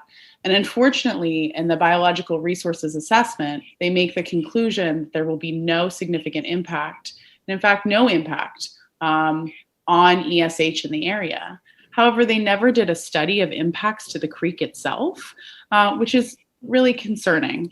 And so we request that you require that they undergo these important studies to make sure that the project won't have an impact to these sensitive species in the area. There are a number of other issues outlined in the letter, but I wanted to just ask if you had any questions based on the information that we submitted since I'm here and available. Yes, Commissioner Cooney. Unmute. Ms. Kosar-Daly, Ms. Claffey made a statement that the names on the petition were obliterated, and I just wanted you to know that my copy does disclose the names, all of them.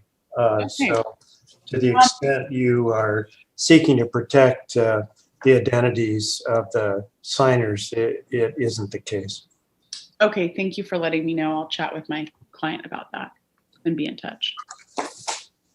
Any other questions while I'm available? Apparently not. Thank you. Thank you.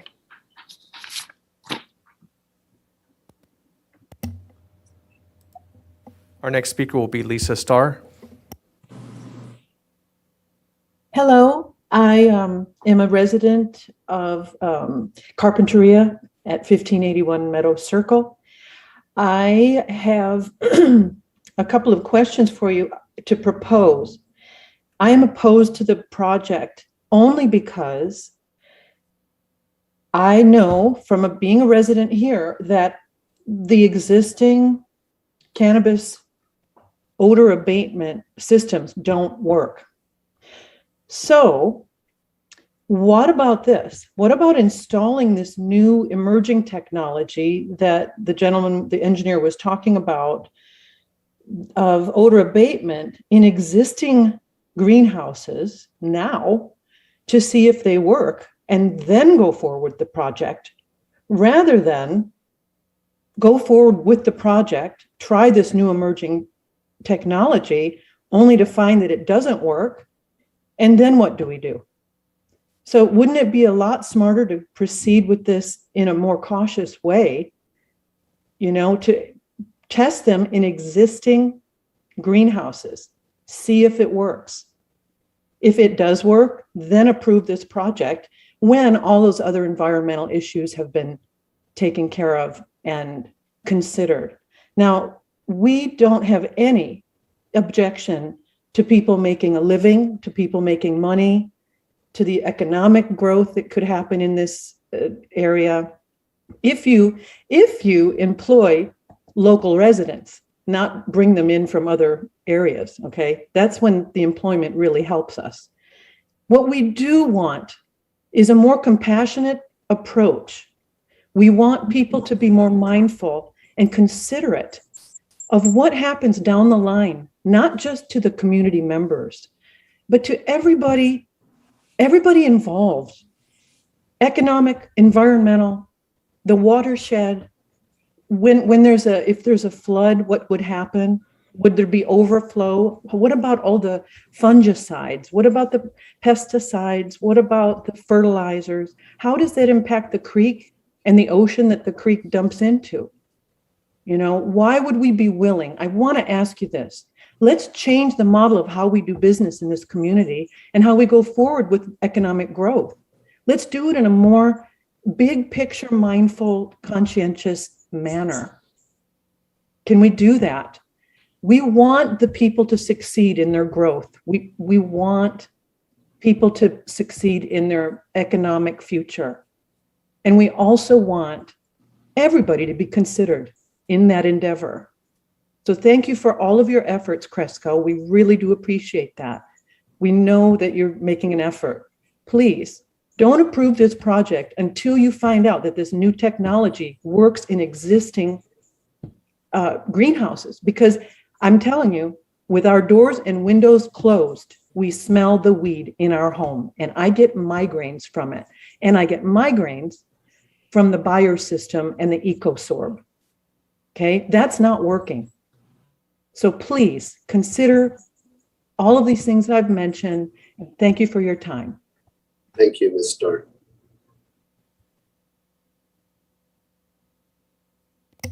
Our next speaker will be Tina Frentato.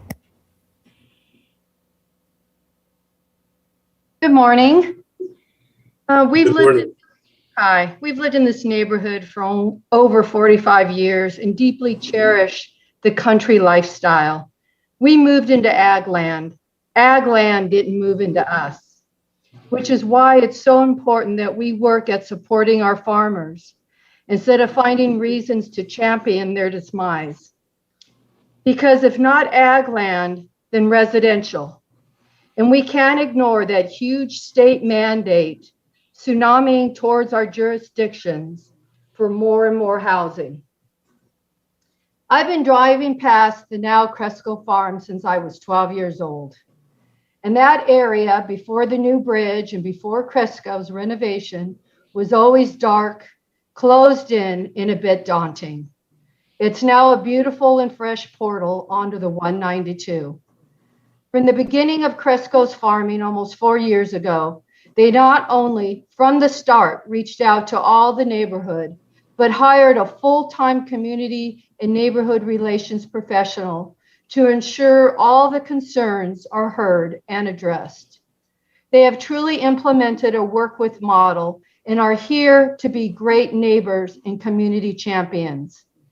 Cresco is committed to giving back to Carpinteria and has and continues to be super instrumental in the philanthropic needs of our local organizations.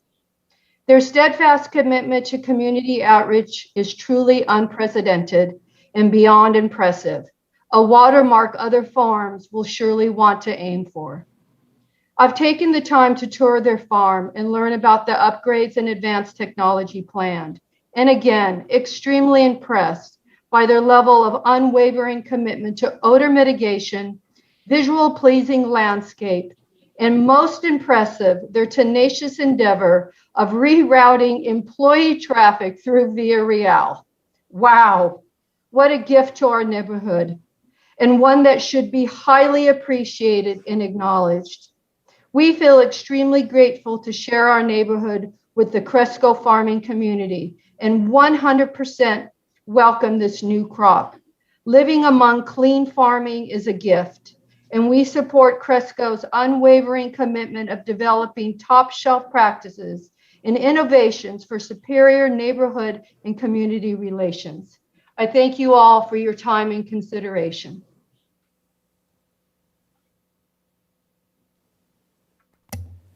Our next speaker will be Will Bishop.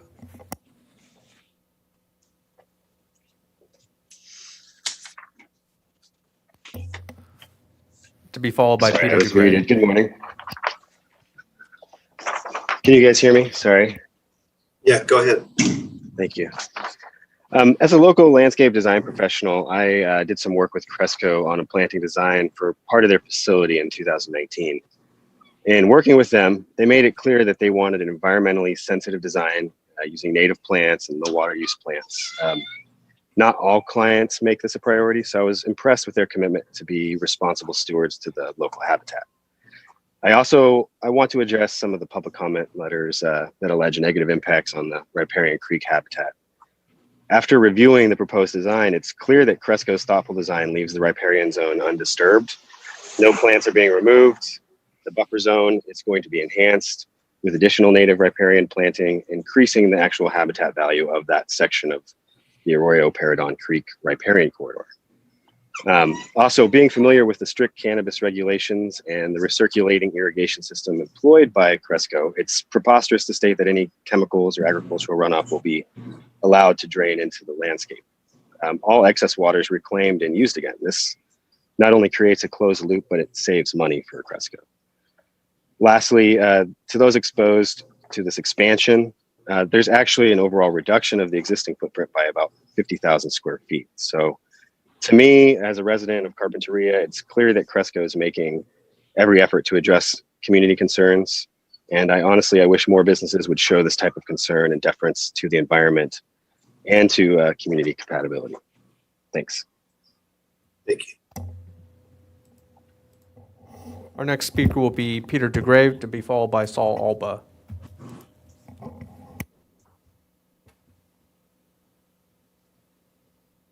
morning, Chair Farini, honorable commissioners, staff. Thank you for your time and your dedication to Santa Barbara County. My name is Peter DeGray, Executive Director of Carp Growers. We're an association of 13 member farms operating in Carp Valley, all dedicated to making cannabis farming on Santa Barbara County's South Coast even better.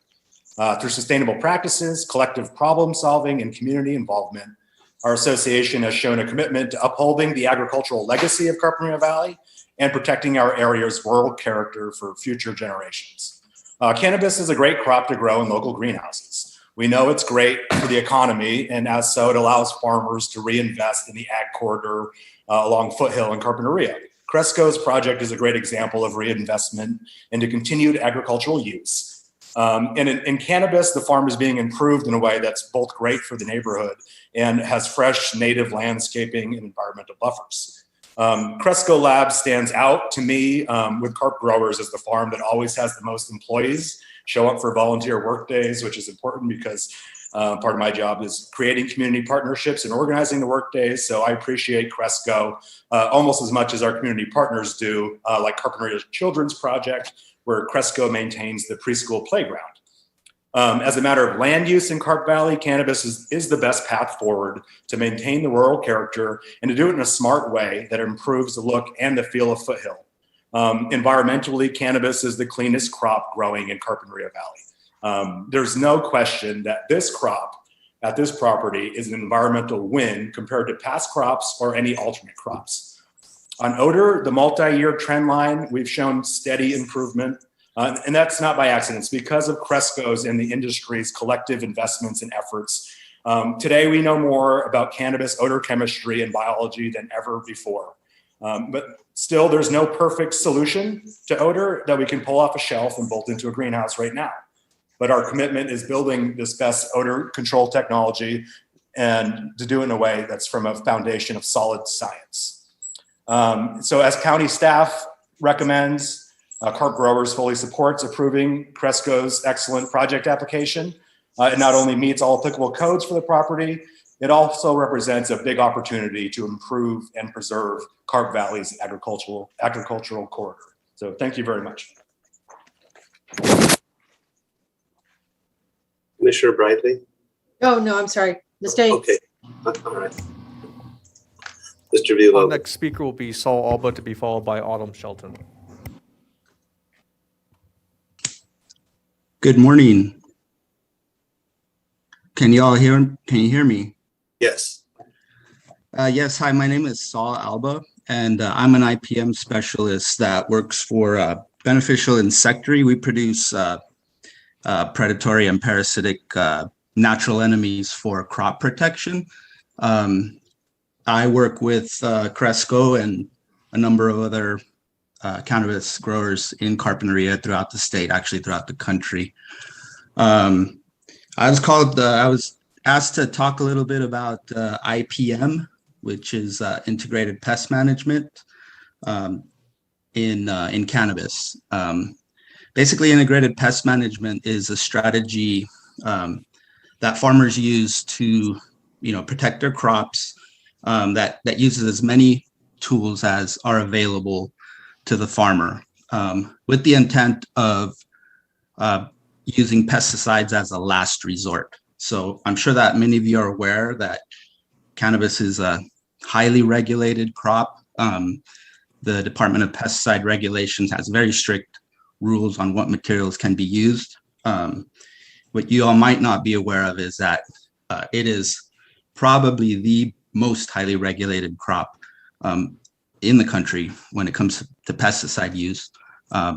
Many of your organic produce that you get in the supermarket, there's products allowed for that produce that are not allowed in cannabis. So the cannabis farmer has no choice but to adopt other techniques beyond just pesticide sprays to control their crops and protect them from pests and disease. That's where I come in. I've worked in sustainable organic pest management for 7 years. 3 of those have been in cannabis, and my job is really to work with the grower, help them establish pest management programs around what's called biological control, which is the use of, natural enemies, basically good bugs that eat the bad bugs, as well as integrating when necessary materials that are allowed and compatible with biologicals, and obviously compliant with the state. Are there any questions about any of the pesticide use in cannabis? Because I am certainly qualified to answer those. Having worked with lots of growers, having worked in organic crop protection for a while. Yeah, Mr. Alba, do you have a PCA license? I do. You do.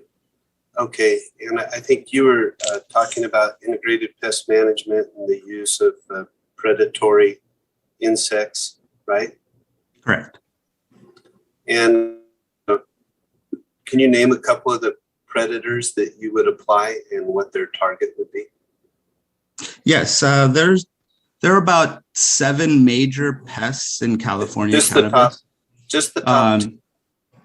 There is an aphid, in plant sap-sucking insect, and we use parasitic wasps. These are wasps that lay their eggs inside of an aphid, and as the larva develops, the aphid's killed.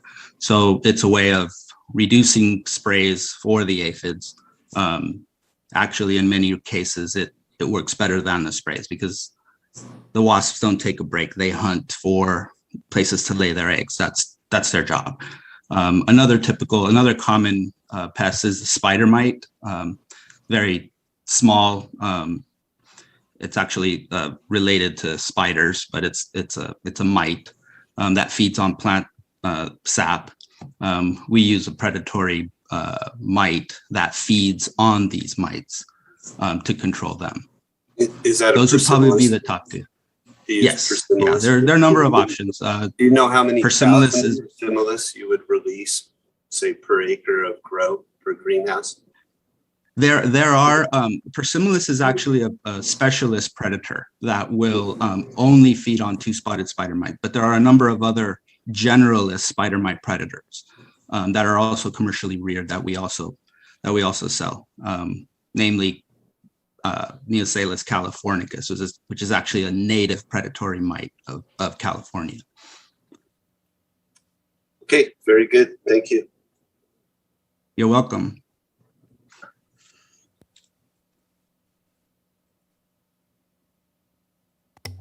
Our next speaker will be Autumn Shelton, to be followed by Grant Cox. My name is Autumn Shelton. I'm the president of Carp Growers and the co-owner of Autumn Brands. Honorable Planning Commissioners, I'm here in support of Cresco. They have been a carp grower member since 2019 and have really shown their dedication to this community, to what being a carp grower member is all about. We focus on sustainable practices, collective problem solving, and community involvement. Our association has shown a commitment to upholding the agricultural legacy of Carp and Ray Valley and protecting our area's rural character for future generations. I've personally met the owners of Cresco a number of years ago. I work closely with Tara and Sabrina, and they both show great dedication and the ability to really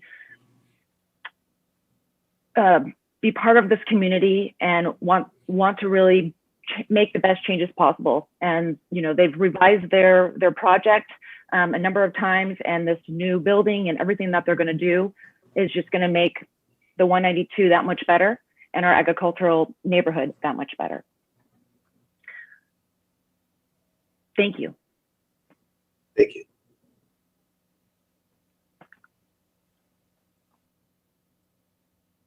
All right, Mr. Cox, I understand you're coming in via phone. You'll have to hit *6 on your phone to unmute yourself. There you go. Hi, hello everybody. This is Grant Cox. Can you hear me? We hear you. Hi, I appreciate you for letting me speak. I'm I'm going to speak my mind. I didn't prepare any type of speech, so I appreciate you all listening. I was brought to Carpinteria in 1975, and I was abandoned at age 2, and Carpinteria, adopted me. And what a gem Carpinteria is. I won the lottery. I am a carp product. And just to watch how this community has grown over the years and years is, been very exciting and sometimes very stressful. Being this small charm of carp is what is carp, and why people come here, and I want to continue to sustain it. And I believe all of our growers feel the same way I do. I have lived all over the town. I have many friends and families all over this whole town, and we all consider each other family, and we all communicate really, really well together. And if there's a friend of mine who's in need of help or is having a bad day, we're always there to try and make life better. We care so much about each other. I'm really impressed with where all this farming has ended up and where it's going, and I know they care a lot about us and our happiness. I was raised in the flower industry, and due to the rules that applied and the laws that applied, it destroyed our flower industry. And my family's business went bankrupt, and twice. And then I became a landscaper, and I'm very involved in protecting our environment and how we're water conscious. ETC goes on and on.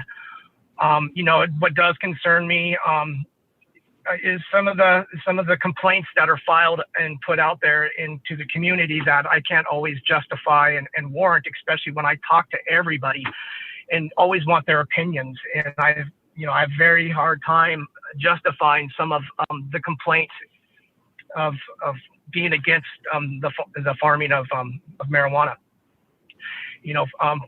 The smell in my mind has gotten so much better. I'm everywhere trying to smell it, and it's gotten so much better. I just still believe it's being over exaggerated by a small percentage of people, and I can't justify that making us go into a route where these farms don't get permitted. And for example, I lived right next to the sewer plant in several different neighborhoods, and it was horrible for years. But what we did is we lived with it, because we're in such a community that there's so many good things that, you kind of rules out these small things that really kind of bug you. I am, blessed to still be in Carpinteria, and I give back to this community, and I will never stop giving. And we need this industry in our community. And, sometimes I just want to cry about how horrible it gets, but I hope that this can move forward. And I want, everyone out there to know that we will never stop continuing to be better people, better companies, and we'll never stop giving back to this community. And I just think it's very important that we get this done and get it forward, moved on. And we're always here for anybody who's dissatisfied. And we just want to continue to make it the wonderful Carpinteria that it is. And again, I am for this project, and I thank you so much for listening to me scramble off my brain. Thank you so much.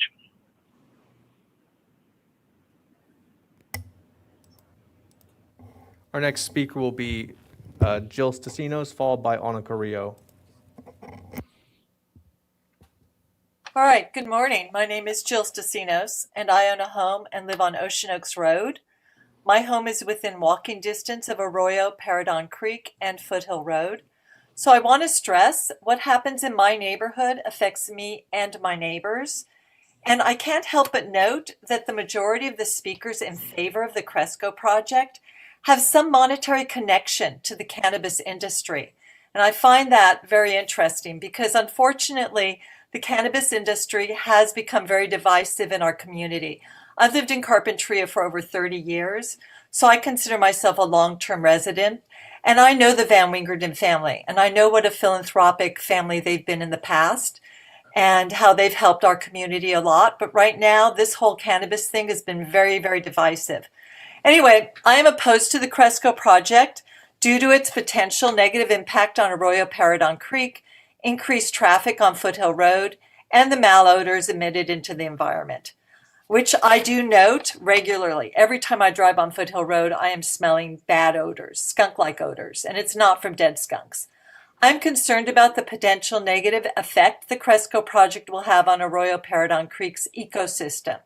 Arroyo Paredon Creek is extremely important ecologically for fish, frogs, plants, bears, coyotes, mountain lions, and other animals. And Foothill Road happens to be the only road that I can use to exit and enter my cul-de-sac.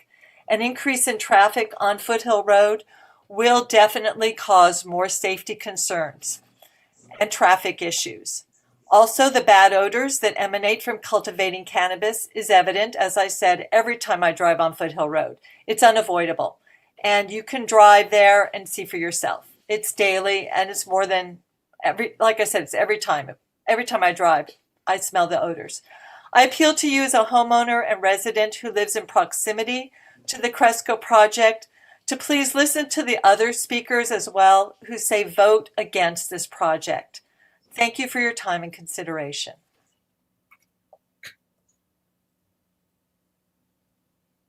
Our next speaker will be Ana Carrillo. Hello, good morning, Planning Commissioners. Thank you for taking time to listen. I was quite impressed with some of the new modifications. I missed some of the beginning of the meeting, so, didn't quite hear all of it, but I will go back and, look at it. Because the project abuts Arroyo Paredon Creek and is adjacent to EAT SH that supports rare and endangered species, there needs to be a habitat protection plan as requested by the attorney. If cannabis activities could have adverse effects on habitats or sensitive natural communities. We just don't know. Between Foothill Road and Villa Real, there are at least 3 other, maybe 4 other cannabis sites abutting Arroyo Paredon Creek. Some have been permitted, some are still, they're all growing with provisionals. There's approximately 600 square feet of existing greenhouse 1 that is in the 100-foot required ESH buffer. When the planner wrote me yesterday that this was approved in 2014 as part of the greenhouse, but of course there was no way that there was cannabis even thought about at that time. This operation is planning to use the buyer's system. I did hear where they're thinking about phasing that out and then going to the carbon. I do feel that, but then in the OAP, it says they can't utilize the carbon filtration because the greenhouse isn't airtight. Cresco should be required to make the greenhouses airtight to protect the health, welfare, and safety of the nearby residences. And also, cannabis was deemed a right to, doesn't have the protections of the right to farm. So it's very important that our residents are, protected. I do feel that Foothill Road, I'm glad to see that Cresco is having their employee traffic that is increasing 3 times. It used to be 25 and it says now they're going to have 75 employees coming in from Villa Real. Foothill Road should only be used for emergencies, for medical, for, the fire department. The large trucks that come in, they can't even stay in their lane, and they're bikers and joggers that use that road also. I like the new design of the new processing building, but I think it shouldn't be any taller than the greenhouse, which I think the greenhouse is 17 feet, and now they did lower it to 26 feet. It shouldn't be seen from Foothill Road, but unfortunately, what is being seen from Foothill Road is a big warehouse from a neighboring, from other project that's on the Van Wingerden part. Solar should be required. I'm not sure why solar is never put on for a brand new processing building. I think solar should be required. And also the other question I have about the processing building, we did hear about a new processing warehouse at another address where they're making a building inside a building to really protect, the residents. And then I just, until the enforcement issue is addressed, which I know, Lisa, Director Plowman is, working on identifying the source, and the business license renewal process still isn't in place to be checking on the odor. I don't think any new permits should be, issued. The other thing is we have 10 new sites that aren't even growing yet that have received their CDPs. And there are 19 that are growing with provisionals. 3 of them have their CDPs, but 3 of them have been appealed. There are only 2 fully permitted sites, and we still have 4 more in the Carpinteria Valley that are applying. So which the ones that already have their CDPs, I figure it's 82 acres, and it's 44% of what will be allowed. So thank you very much for listening to me. Thank you. Mr. Chair, we only have one speaker left. He didn't raise his hand, but I want to call on him. That's Hans Bensholz.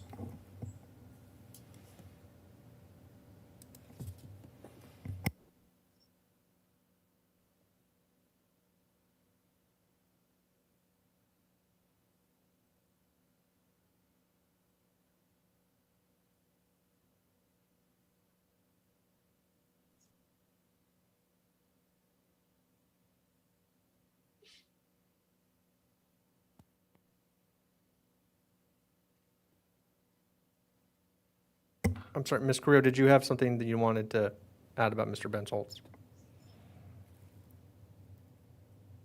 No, I thought I needed to lower my hand.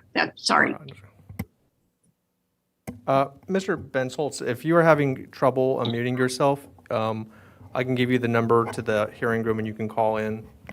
The number here is 805-568-2092.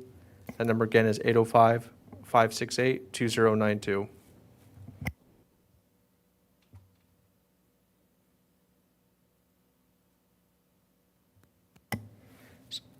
Maybe we can give Mr. Bensholz a moment to call in if he's going to.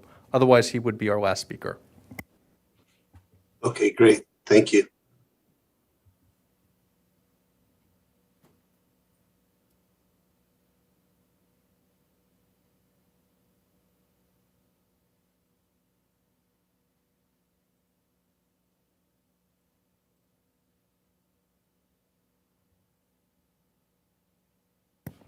Mr. Chair, I haven't received a phone call yet. Okay, at this time, we'll go back to staff and see if they have any comments or additional thoughts they'd like to add in.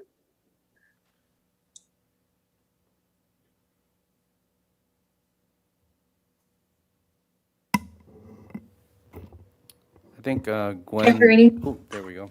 Sorry. Yeah, just unmuting myself. Thank you. There you are. So thank you for the opportunity to respond. I can provide some clarification in response to some of the public comment. The proposed project won't have any impacts on habitat, and the biological resources assessment was peer reviewed. The resource agencies, including the California Department of Fish and Wildlife, the State Water Board, and the U.S. Fish and Wildlife Service, have signed off on the project, and all appropriate mitigation measures set forth in the program EIR are applied to the project. And those mitigation measures include the tree protection plan and the wildlife movement plan, which are detailed and have been reviewed by the county peer reviewer and the resource agencies as well. A habitat protection plan is one of the program EIR mitigations for biological resources. However, it's not required for this project since no impacts to habitat will take place. And then just the last thing I want to mention is that flood control reviewed the project in great detail as well, and the stormwater basins are adequate to serve the project. I'm happy to answer any additional questions or provide additional clarification if the commission would like. Thank you, Ms. Baylor. I had a question. There was some concerns by the public about pesticide and fertilizer runoff. And I heard you mention something about state water. Could you just give me a little bit of detail on perhaps what their oversight would be or is on this project? Chair Farini, absolutely. Thank you for that question. So the State Water Board and the Regional Water Quality Control Board have a lot of oversight on the project, and the applicant will be required to renew and update their certifications and licensing through that agency throughout their processing. and they will be reviewing any kind of chemicals that will be used on site. In addition, and when I say chemicals, I'm referring to fertigation, so fertilizers and anything that may be used in their irrigation equipment to supplement the plants or amend the soils. The Agricultural Commissioner's Office will also have oversight over any kind of pesticides or fertilizers that are going to be used on site. Okay, thank you. Commissioner Park? Yes, I appreciate your comments and clarifying these things, Ms. Baylor. I'm curious, is there any kind of creek restoration plan or effort that's occurring for Arroyo Paredon, including anything done by this applicant? Commissioner Park, through the chair, I can't speak to any restoration efforts that are taking place in general, not as part of the project. What I can elaborate a little bit on is just the native planting that the project is proposing in the Esch buffer. However, I just also want to clarify that the way that the parcel is set up currently is that there is an existing access road that passes through the northern portion of the parcel in between Arroyo Paredon and the project area. So there's an access road, and then there's also a fence that acts as a barrier to the creek area. So as far as I understand, the applicant has not included any kind of creek restoration in the project description. Okay, thank you.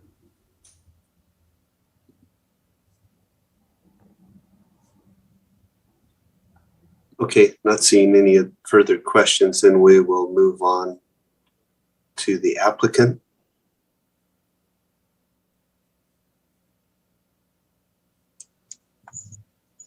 Chair and Commissioners, this is Nathan Eady. I don't think I have much to add other than three things. So one is based on that last comment from our planner in response to your questions, this is a little nuanced and related to the creek. So the core ESH area, which is defined in the coastal zone, is the existing riparian corridor, the trees that directly align the creek and the creek itself. Our project is proposing no modifications, no tree removal, no drainage to Arroyo Paredon. The creek itself remains untouched in all of the core ESH area that is adjacent to it. What we are proposing is that as you extend away from that core ESH area into what the coastal zone defines as the buffer that extends down into the parcel, that we are proposing to put in almost 20,000 square feet of new native plant species where avocado orchard previously occurred. So we are voluntarily engaging in some enhancement and restoration of the overall ESH buffer area. The core riparian corridor is remaining completely untouched by the project, including secondary impacts like stormwater, drainage, etc. So that brings me to my second point. Because of the level of redevelopment that we're proposing on the project, the flood control department and the county's clean water program are both applying all new regulations to this project as though it was entirely new. So the entire property is being upgraded with adequate stormwater detention for a 25-year storm event and clean water filtration. So in terms of the existing condition with older grandfathered greenhouses to this proposed project, we are both reducing down impermeable surfaces and reducing the volume of stormwater produced by the site, while also dramatically increasing the size of the site's stormwater detention value. So it'll be one of the few properties in Carpinteria that meets all modern regulations for stormwater detention and water quality treatment. And then I think the last thing I'd leave it at is, to circle back to our robust discussion earlier about our proposal for upgraded odor systems and alternatives. we stand by that decision. I mean, again, the one recurring comment we've seen through all this public comment, even this project's greatest challengers are commending us for taking that brave step. And we're pleased to offer that as an option. And again, the nuance there is we have shown that the buyer system can work. We have a plan that the county reviewed and is comfortable with. And that plan for weeks and weeks prior to this hearing always included references to this emerging backed technology, the greenhouse scrubbers. We're just offering a commitment and level of clarity to everyone on how that can be carried out sooner rather than later. And that's it. Otherwise, we're available for more questions. Okay, stand by there. Commissioner Park? Yeah, a question is something we've already discussed. I just kind of forgot the answer. I know that where you have the existing legal non-conforming grow, those buildings are basically going down and you're putting up new buildings. The existing unused greenhouse, that's where the cultivation will occur. Is that being replaced by a different building or is it being upgraded? Chair and Commissioner Park. So the steel framing of the structure, its foundation, et cetera, is all remaining in place. That's a relatively modern greenhouse compared to the structures that we're proposing for demolition. That new greenhouse will be upgraded with Dynaglass or a comparable polycarbonate sheeting on the outside. The reason for that is up until now, it's used more of a sort of a disposable grade stretchy plastic, which winds and Carpinteria usually destroy in about a 18 to 24 month period. So Cresco's proposal to put on new Dynaglass, which is common on other greenhouses, means that that plastic material will last something like 20 years instead of 2 years. So the waste incurred from constantly replacing plastic will go away. And then the interior of the greenhouse will get various irrigation improvements, benching systems that can move the plants around with lower labor. And it also helps with odor because you're able to transport the plants around the greenhouse as they go through the maturity phases and into the processing building with less agitation. But it will still be operated, notwithstanding all the improvements to it, as a vented greenhouse. Chair and Commissioner Park, that's correct. Yeah. And that's more a function of whether one has to invest in air conditioning and all that to run a fully enclosed greenhouse, as opposed to what it takes to just rebuild this thing. Is that correct? Sure. So, Chair and Commissioner Park, it's an excellent question. So, yeah, almost all greenhouses that I know of in Carpinteria and the Central Coast region are naturally vented. That's why they're here in the first place. It's to leverage the temperate climate of California coast to dramatically reduce the energy consumption needed to function a greenhouse. So if we were to convert it to airtight, the application of artificial cooling or heating would increase the energy consumption by an order of magnitude. To relate that back to odor control and some of the other public comments, in some of the letters we received, buried in there deep was an actual proposal from a vendor to provide conventional carbon scrubbing for this greenhouse. And funny enough, I feel like it almost proved our point. So that vendor had said for a 300,000 square foot greenhouse that they would install 10 redundant systems totaling 40,000 pounds of carbon. We actually, in taking everything serious, passed that proposal over to Cresco's engineers. By the time we took into consideration the need to provide extra humidity control, the system got almost twice as big, so it requires 72,000 pounds of carbon per year. That's equivalent to the weight of 2 full-time or full-size school buses.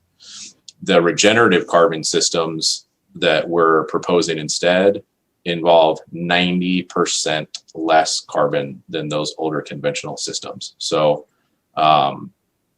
we're driving the future of agricultural technology here. We've got the efficacy that it works and it does it in a far more environmentally responsible manner. where we have to balance the need for effective odor control against carbon intensity and total energy consumption and environmental waste, et cetera. And I know that you and I have had many exciting exchanges about power usage in Carpinteria Valley on different projects, teasing you, but you understand. And,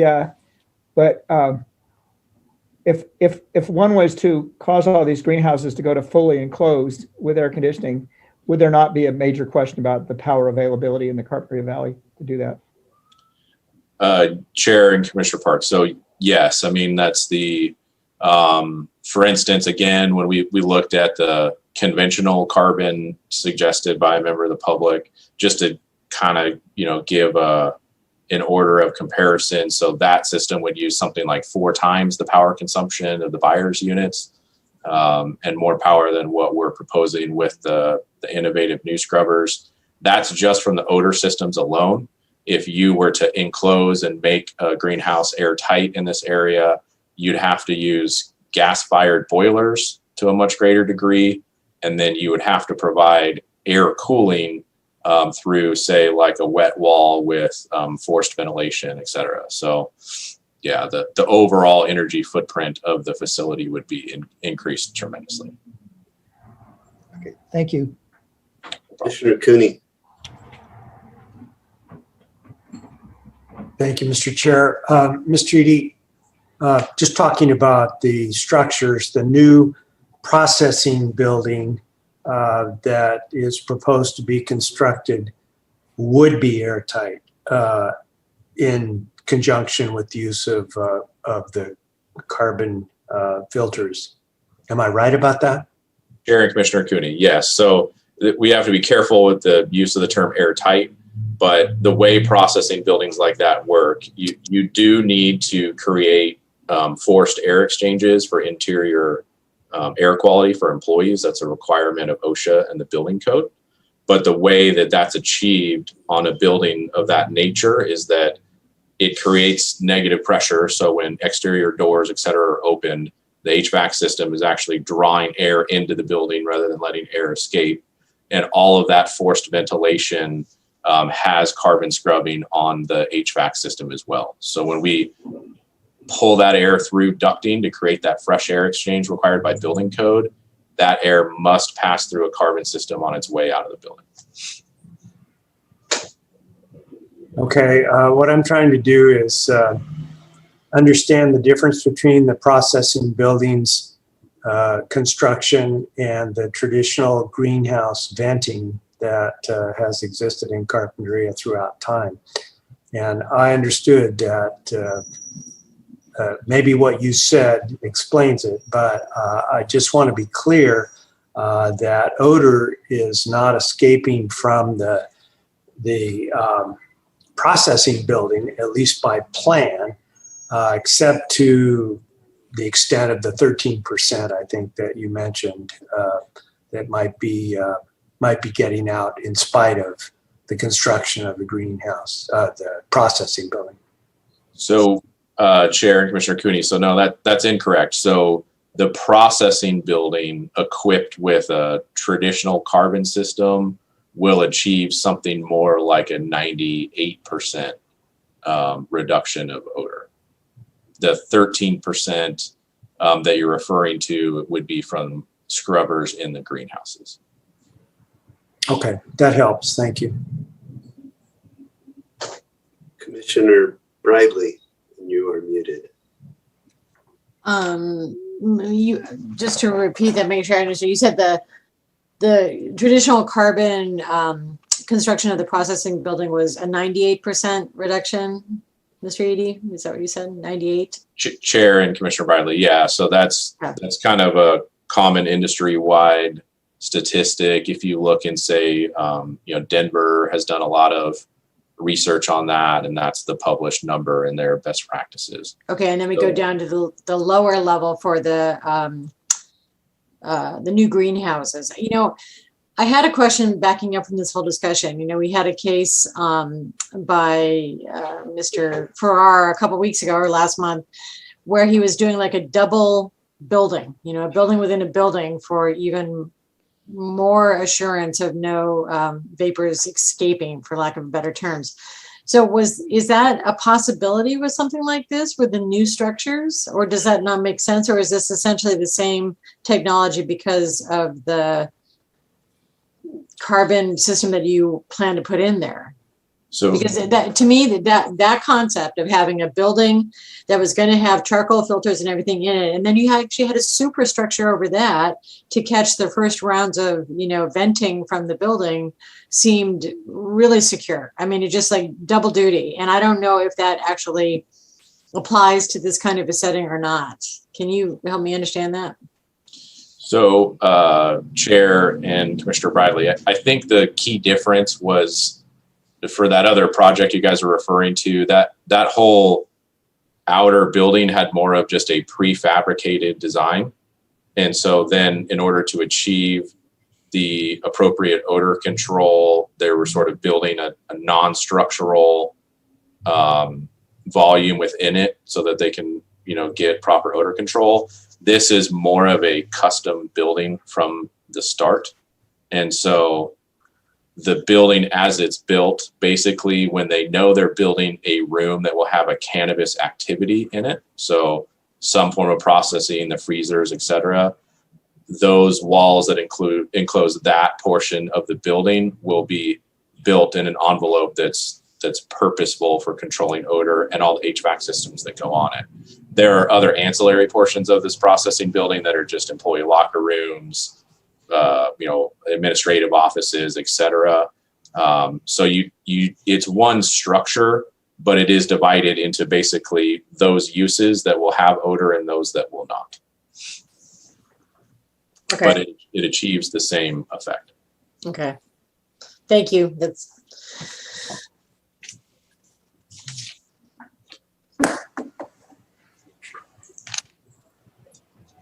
Okay. Mr. Eady, I wanted to follow up with you on the Regional Water Quality Control Board and the State Water Control Board. And the question goes back to, how is your post-irrigation water handled? Some of the public seems to think perhaps it's dumped right into the creek, and I find that kind of hard to believe. Can you school me on that a little, please?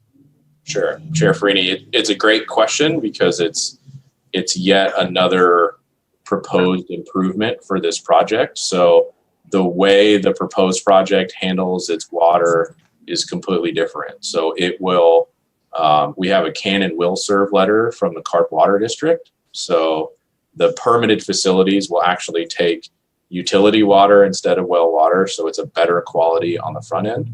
And then it will use a deionization system for treatment instead of RO. So the entire method of water treatment changes with this new project, and basically eliminates any brine water waste similar to what the region's RO systems generate today. And then everything else gets recirculated. So the greenhouse has not only carefully timed drip irrigation to carefully limit how much water goes into each pot, but it has a secondary drip catch system. So anything that does make it out of the pot, instead of it dropping onto the greenhouse floor, gets caught in a trough and taken back to the irrigation system for reuse. The water board doesn't allow discharge into creeks. Obviously, that's not allowed by really any facility, not to mention a cannabis one.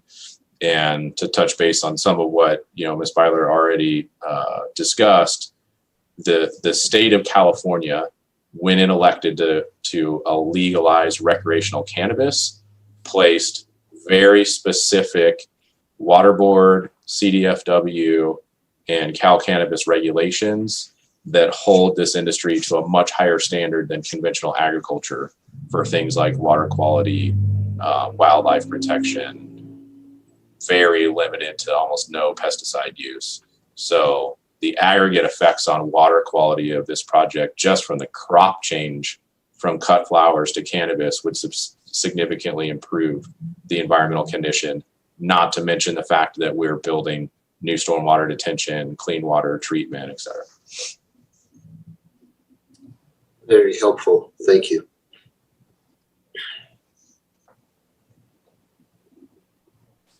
Okay, well, from here then, looks like we're ready to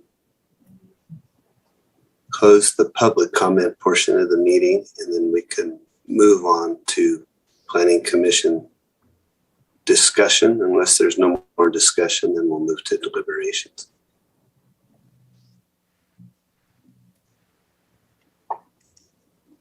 Commissioner Cooney. Thanks, Mr. Chair. I think we've had a better hearing today than I thought might be possible under the circumstances. I will say any kind of late information that gets to the planning commissioners and to staff is it's very difficult to give that proper consideration with our other time demands. And this is a case where I think most of us had trouble really absorbing and appreciating the submission by the applicant. On the other hand, the applicant was working hard to respond to the main concerns raised by the public, and often the public concerns were expressed in letters that came in late last week. So Mr. Eady has a decision to make. Do I ignore those statements and just wait to the future to indicate how we might upgrade the system even more, or do I try and let people know in advance? And obviously his decision was to go ahead and submit the material and then to include it in his presentation today. So I think at the end of the day, we at least have a better idea of where the project might be going. The group that may not have the ability to consider those changes, the groups are the public and our own staff. So staff has expressed concern that they haven't, and it appears that we're not in a position to adopt all of our findings and assess conditions until staff does get a chance to do that. So my understanding is they would like to continue this matter for that purpose for a reasonably short time. I'd accept the 25th of this month, but staff is suggesting a later time. So I think there's good cause for the continuance, but hopefully we don't go backwards and start over in the presentation at our next meeting. Okay, Commissioner Blau. Yeah, well, if that was a motion to continue it, I'll second it. Although I think before we move on the continuance, I'd like to hear from staff if they still feel a need for a continuance, given the detail that we received from Mr. Eady on what he's proposing. As I kind of understand what he's saying is that he's agreeing to the system, the buyer system, everything else that was previously in the project description, and has come back and informed us that as a result of using best practices going forward, that they are going to install another system besides the one that was approved, and that if they can prove up in the future that it's more effective than the approved buyer system, that they'll make that conversion. But the approved system that was part of the original description is going to be installed.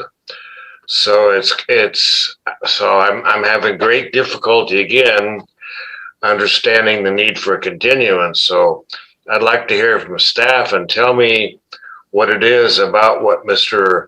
Eady is adding to the project that they think they need to further approve.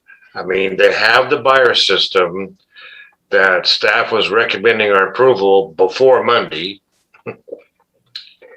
And now Monday, as an effort to continue to improve their project, they're just giving us information that based on their research, based on the improvements to the filtration system that they're anticipating, they're telling us it's going to get even better.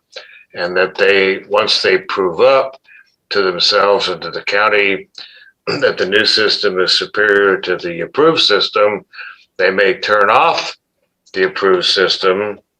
However, it's going to remain in place just in case they need it. So I just want to hear from the staff what it is about the information that they received in light of the presentation today, why they still need a continuance. Mr. Wilson. Thank you, Chair Freeney. Commissioner Blau. Short answer is yes, we would still ask for a continuance. And that's based on the deliberation from the commission. If the commission wants to include this additional information or amendments to the odor abatement plan, staff would ask for continuance. And part of that is to ensure that the record accurately reflects the decision and actions of the Planning Commission. And if the Planning Commission directs staff that they would like to incorporate those changes from the odor abatement plan as presented by the applicant on Monday and today, then what we're asking the commission to do is to continue this to allow staff to work with the applicant and to amend the record to incorporate these things through the conditions of approval and, if necessary, change the project description. So what staff is saying is that the material presented to the Planning Commission today for action does not include these revisions to the odor abatement plan. So if you want to include them or incorporate them, then we ask for continuance to allow staff appropriate time to do that. Thank you, Mr. Wilson. One of the questions was, can we get it done by the 25th? 2 weeks from now. And I do have a follow-up question, by the way. Okay, I won't forget you, I promise. Want us to come back to you on that, Mr. Wilson? No, that's fine. Commissioner Blau and Chair Freeney, our recommendation is September 1st, and that's based on workload resource allocation to give staff appropriate time to make all these revisions and package a clean record and to get it distributed to all the interested parties in the commission. So September 1st, I think, is a reasonable, September 1st is a reasonable date for us to accomplish all that. Okay, Commissioner Blau. Yeah, my follow-up question is, I'm a little confused. I realize that both Commissioner Park and Commissioner Cooney have been real strong about this adaptive management program that we want going forward. So I'm having difficulty understanding why we need to change the project description when the current project description and conditions require the adaptive management program. And this is help me here. I'm trying to figure it out. I mean, I think that's what they're doing by offering the enhanced system, that's part of the adaptive management program. I just want to know, I don't know why we need to have a change in the project description if that's what they're doing. It's probably more of a question for Commissioner Parks, since he's the one that seems to lead the adaptive management programs going forward. Okay, we'll let that see where that goes. Commissioner Cooney. Mr. Chair, I certainly applaud what Cresco has done. I talked quite a bit during my site visit on Monday about the opportunity to incorporate in the project description at this time the development of a protocol that would lead to what everybody hopes is a superior odor abatement plan. And I will admit, I have my serious doubts about the buyer system now that we've had it in place for a couple of years. It may even have some negative aspects that we didn't know about when we approved it. We were so desperate to try and abate the odor that we didn't give sufficient weight to some downsides that have been pointed out by members of the public and scientists since. So this project was and is dependent on the buyer system. If we only had the buyer system, I don't believe I'd be in a position to approve it. The applicant, to their credit, said, we're advancing a backup plan here as part of this project. And they're putting it out there, and they presented it today. And I think we'd be taking a backward step to ignore that offer made by the applicant. I'm not saying that if it's in there, I'm certain, or this commission is certain to approve it. But I'd like to see our staff's take on what has been offered here.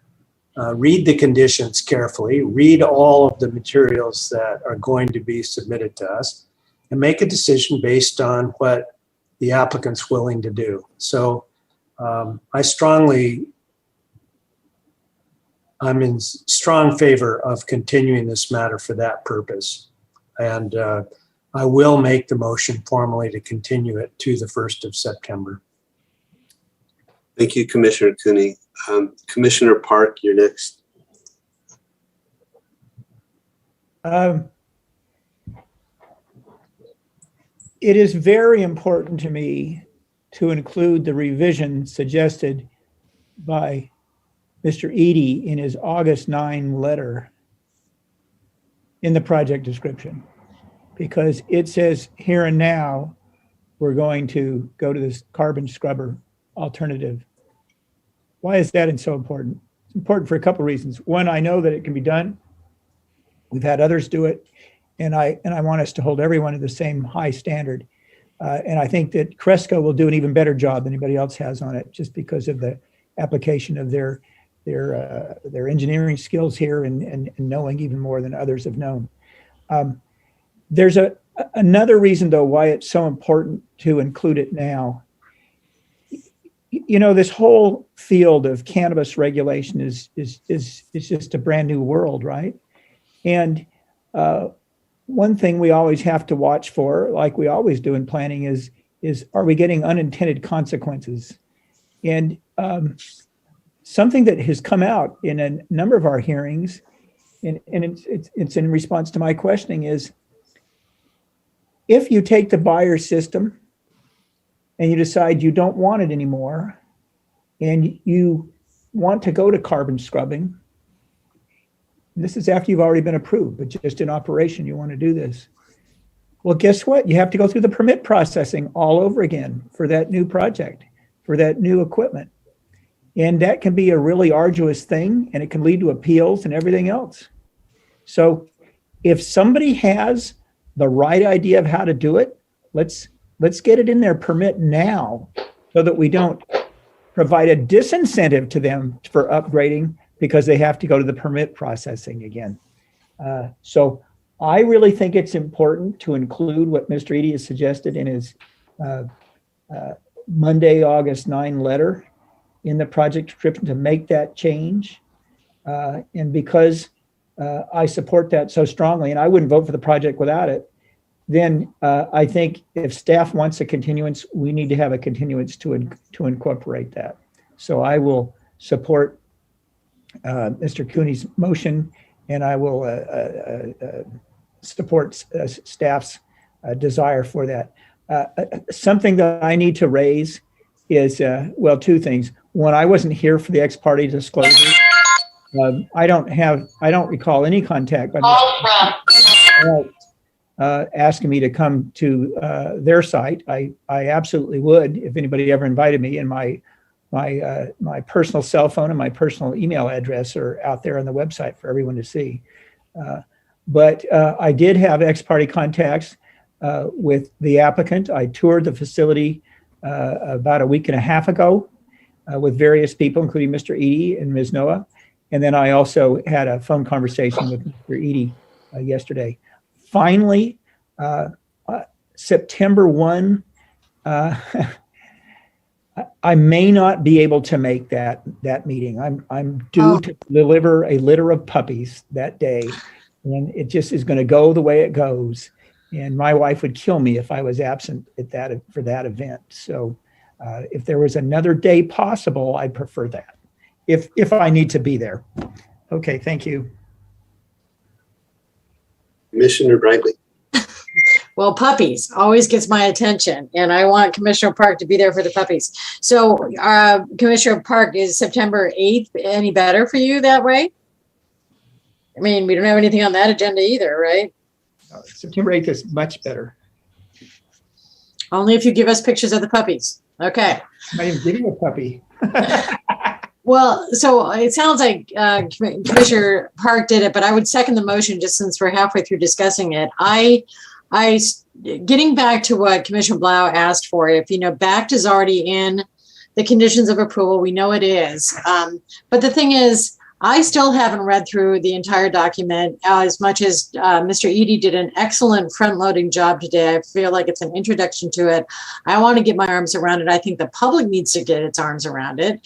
And because it's new technology, because it's not a standard condition, we're just pulling off another project. This is new stuff. It's good stuff.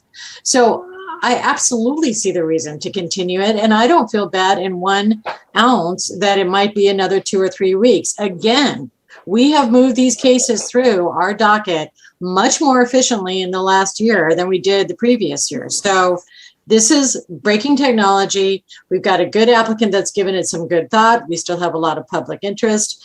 So I'm going to be in support of the motion to continue it. And maybe we're looking at September 8th so that we have Commissioner Park with us.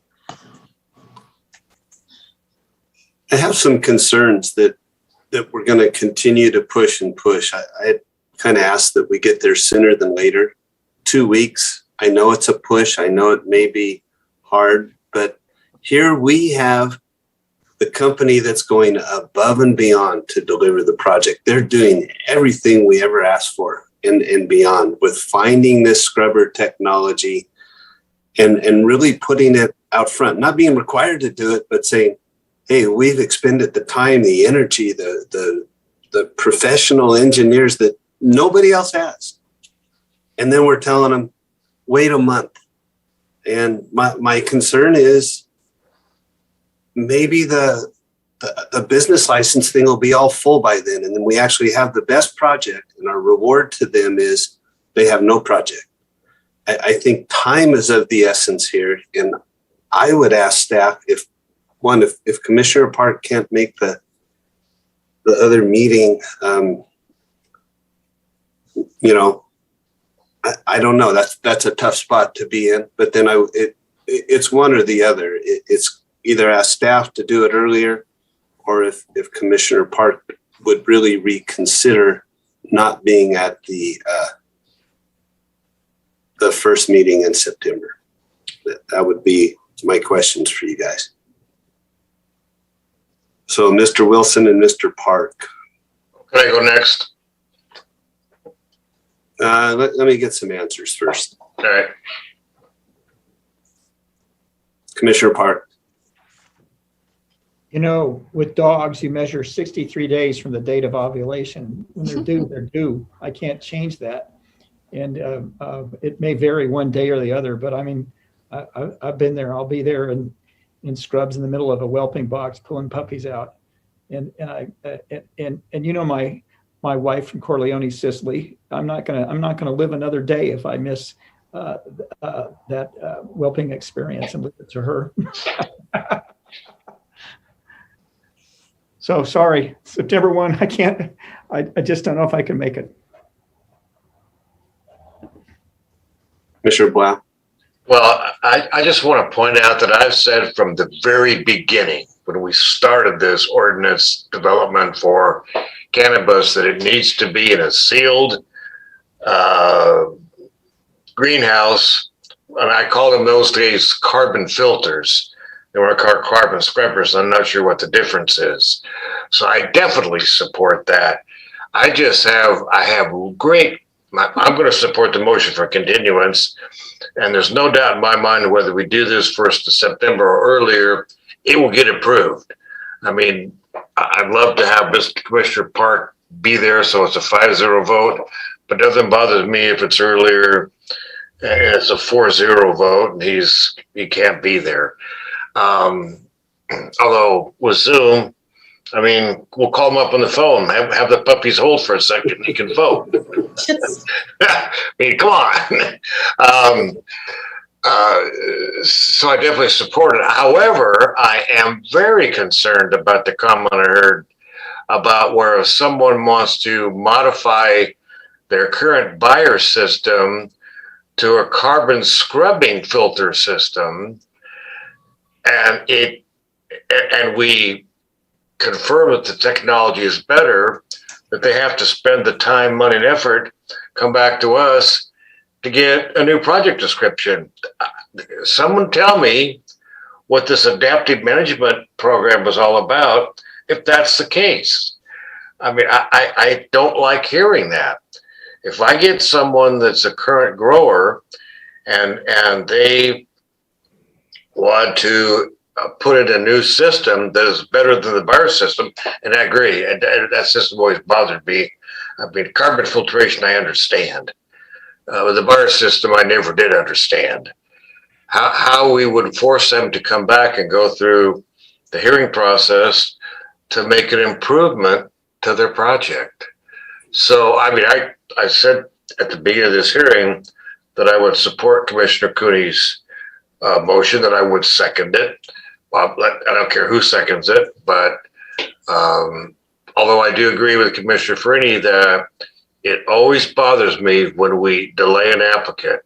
I mean, you might not think that an extra 2 weeks is not a problem, but given the value of cannabis, given the value of the taxes to the county, what did the county lose and what did the applicant lose by delaying his production 2 weeks? My guess is it's not a small number. So whatever date Commissioner Cooney decides for the continuance, I'm going to support, but I would like to, if not today, let's have a discussion at some later date about when a cannabis operator wants to modify their odor control system to something better than we earlier approved. Why do they need to come back? Commissioner Park. Chair Freeney, I join with you. I'd rather hear this on the 25th of August, if at all possible. But then in response to what Commissioner Blau just said, I did bring this up specifically in a question to Director Plowman a few weeks ago. And what I believe her response was that if there's a change in technology, major change in the equipment, then it goes to, through the permit processing again, it goes to a director's determination, okay? But that can be appealed to the Planning Commission, okay? I just want to be as precise as I can be.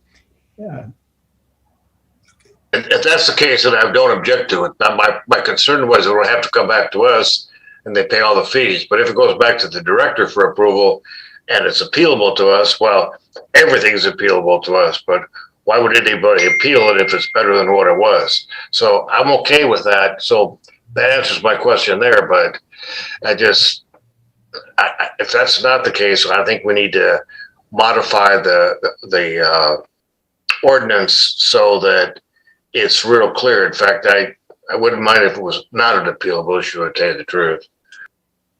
Okay, Mr. Wilson.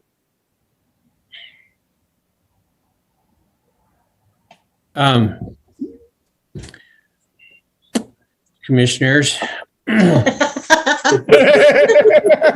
Secretary Wilson.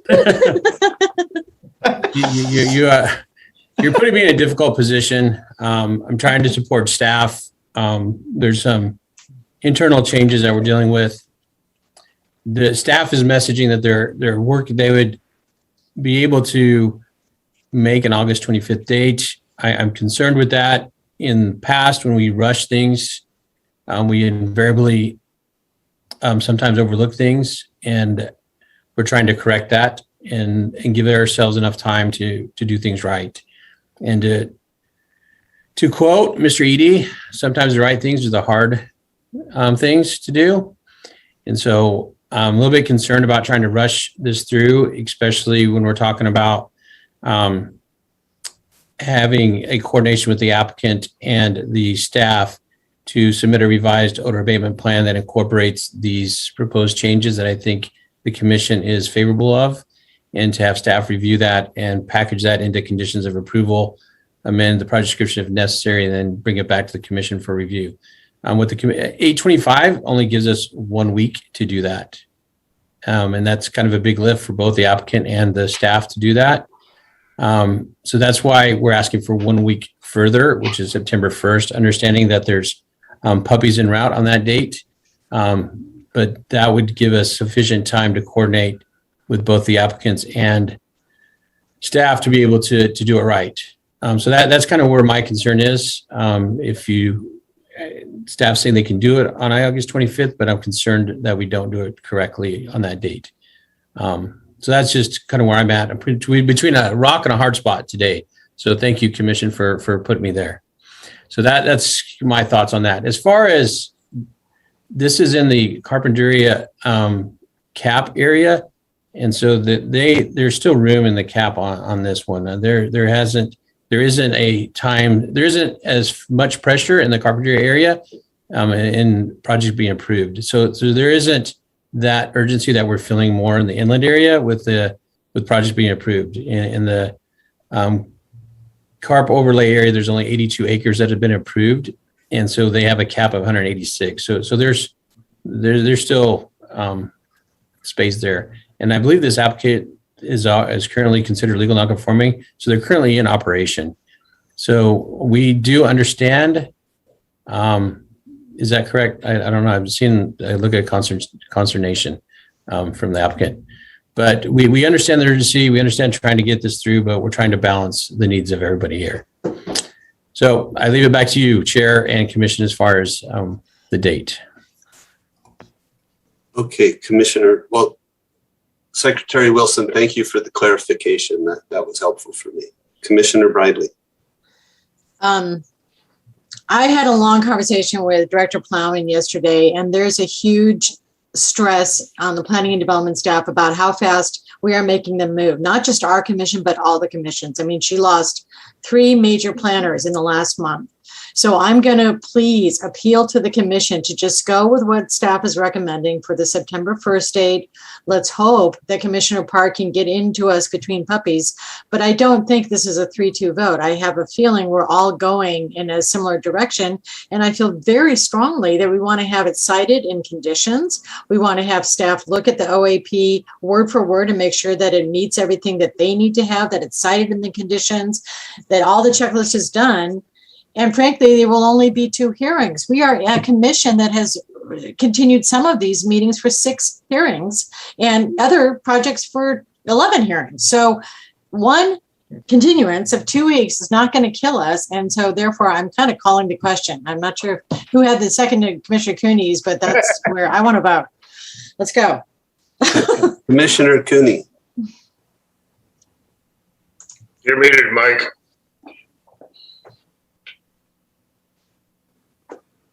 It's getting harder and harder to watch a baseball game and be on the commission. Mike, I got to give you the suggestion. Use the space bar. Put the space bar down. You're unmuted temporarily. Okay, I'll work on that. Thank you, Dan. I was just pointing out, I have a motion on the floor to continue this to the 1st. There are drawbacks of the 1st. I hope that Commissioner Park and his current obligation are consistent with our hearing on that date. But even if it's not, I think we at least ought to target that date and not force staff to get everything done in the current week so they can get it out. Okay, so we have a first, and Commissioner Park, was that your second? Who seconded, or do we have a second yet? I think Mr. Bradley did. Commissioner Bradley did, okay, all right. Okay, Mr. Villalobos, let's go to a vote, please. Commissioner Bradley did. Sorry. I love this group. It's great. Commissioner Cooney. Aye. Commissioner Bradley. Aye. Commissioner Park. So I'm going to set up the laptop in the whelping box on the first. And for those of you who still believe that babies come by via stork, you may learn something more about birds and the bees. Well, look, this way we can watch the puppies being born. That's great. Yeah, you will. And we just need to see if our cable TV is X-rated. So I'm going to vote aye. Commissioner Blau. Aye. Chair Farini. Aye. Motion passes 5-0. I hope the applicant enjoys our craziness on those. But yes, thank you. Okay, do we press on or do we need lunch? Oh.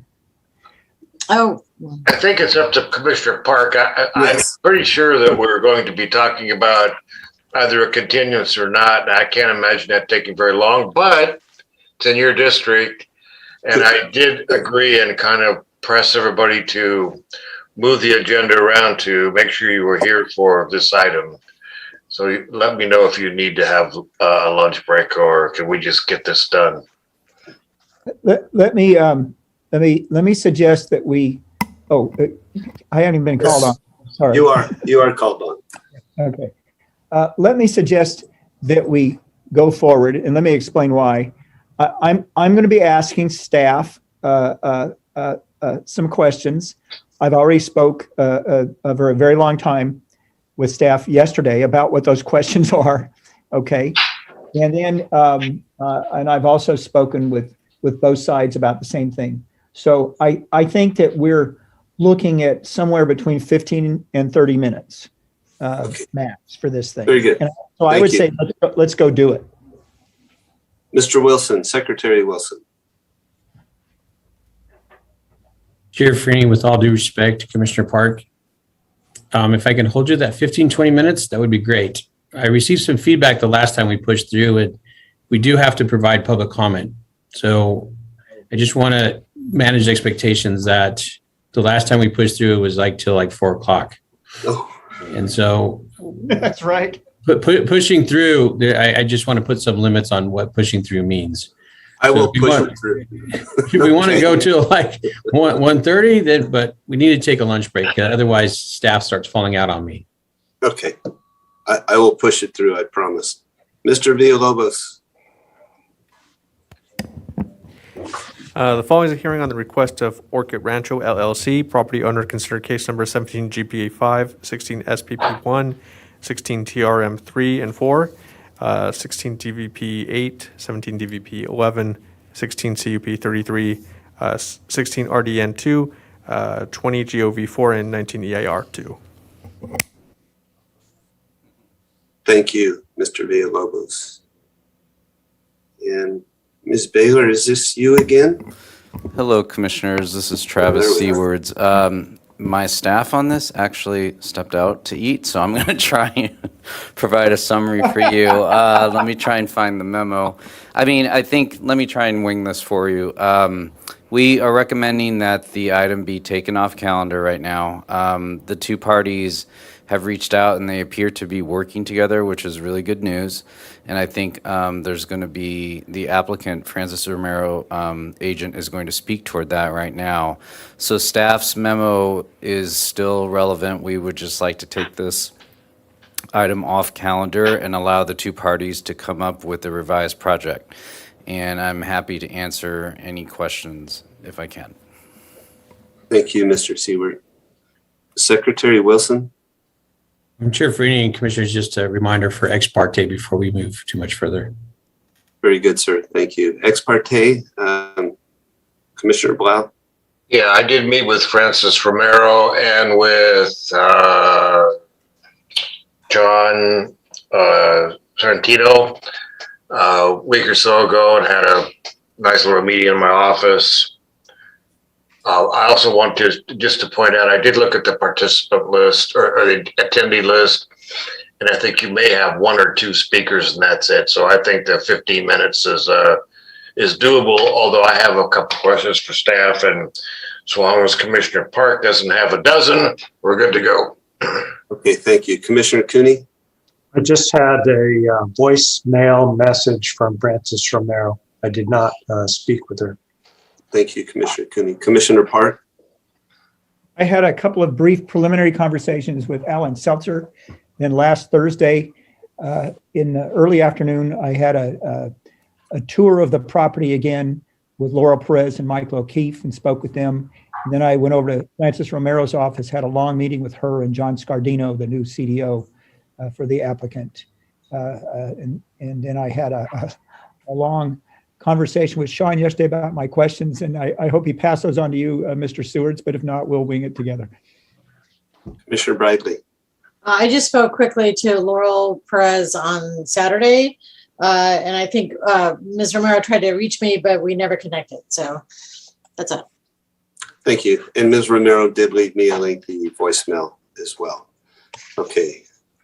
So we've got that. Any questions of staff? Did I hear Commissioner Blau say you had a couple of questions? Not so much of a question as you and I are aware, and although I don't think I need to disclose us as an ex parte discussion, but you and I did have a meeting with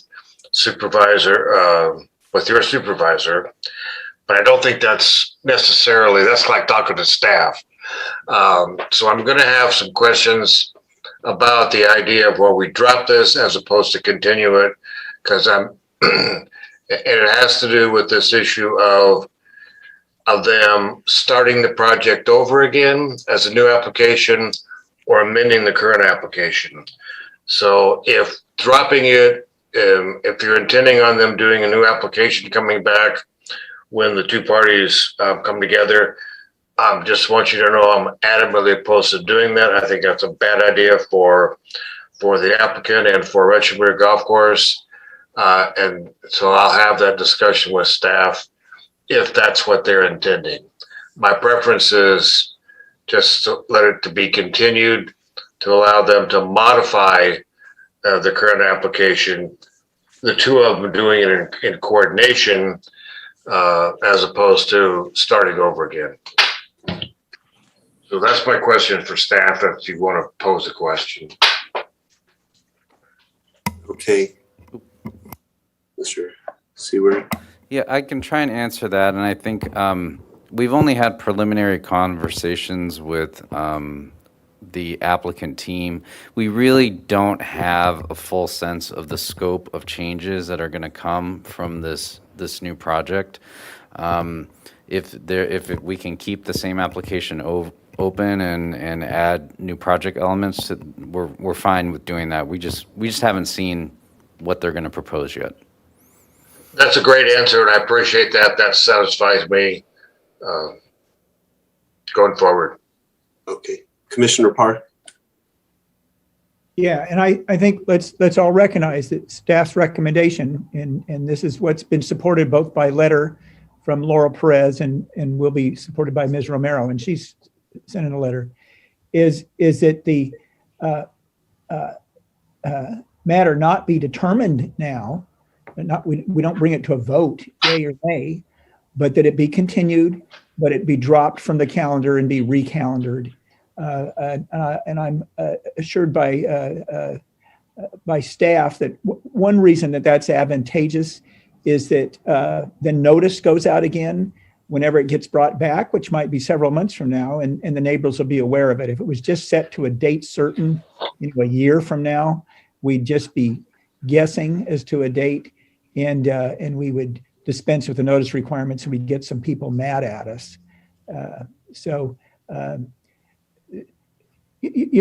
Let me ask you, Mr. Stewards, I'm going to ask you two things. One about additional environmental review, and then the calendar.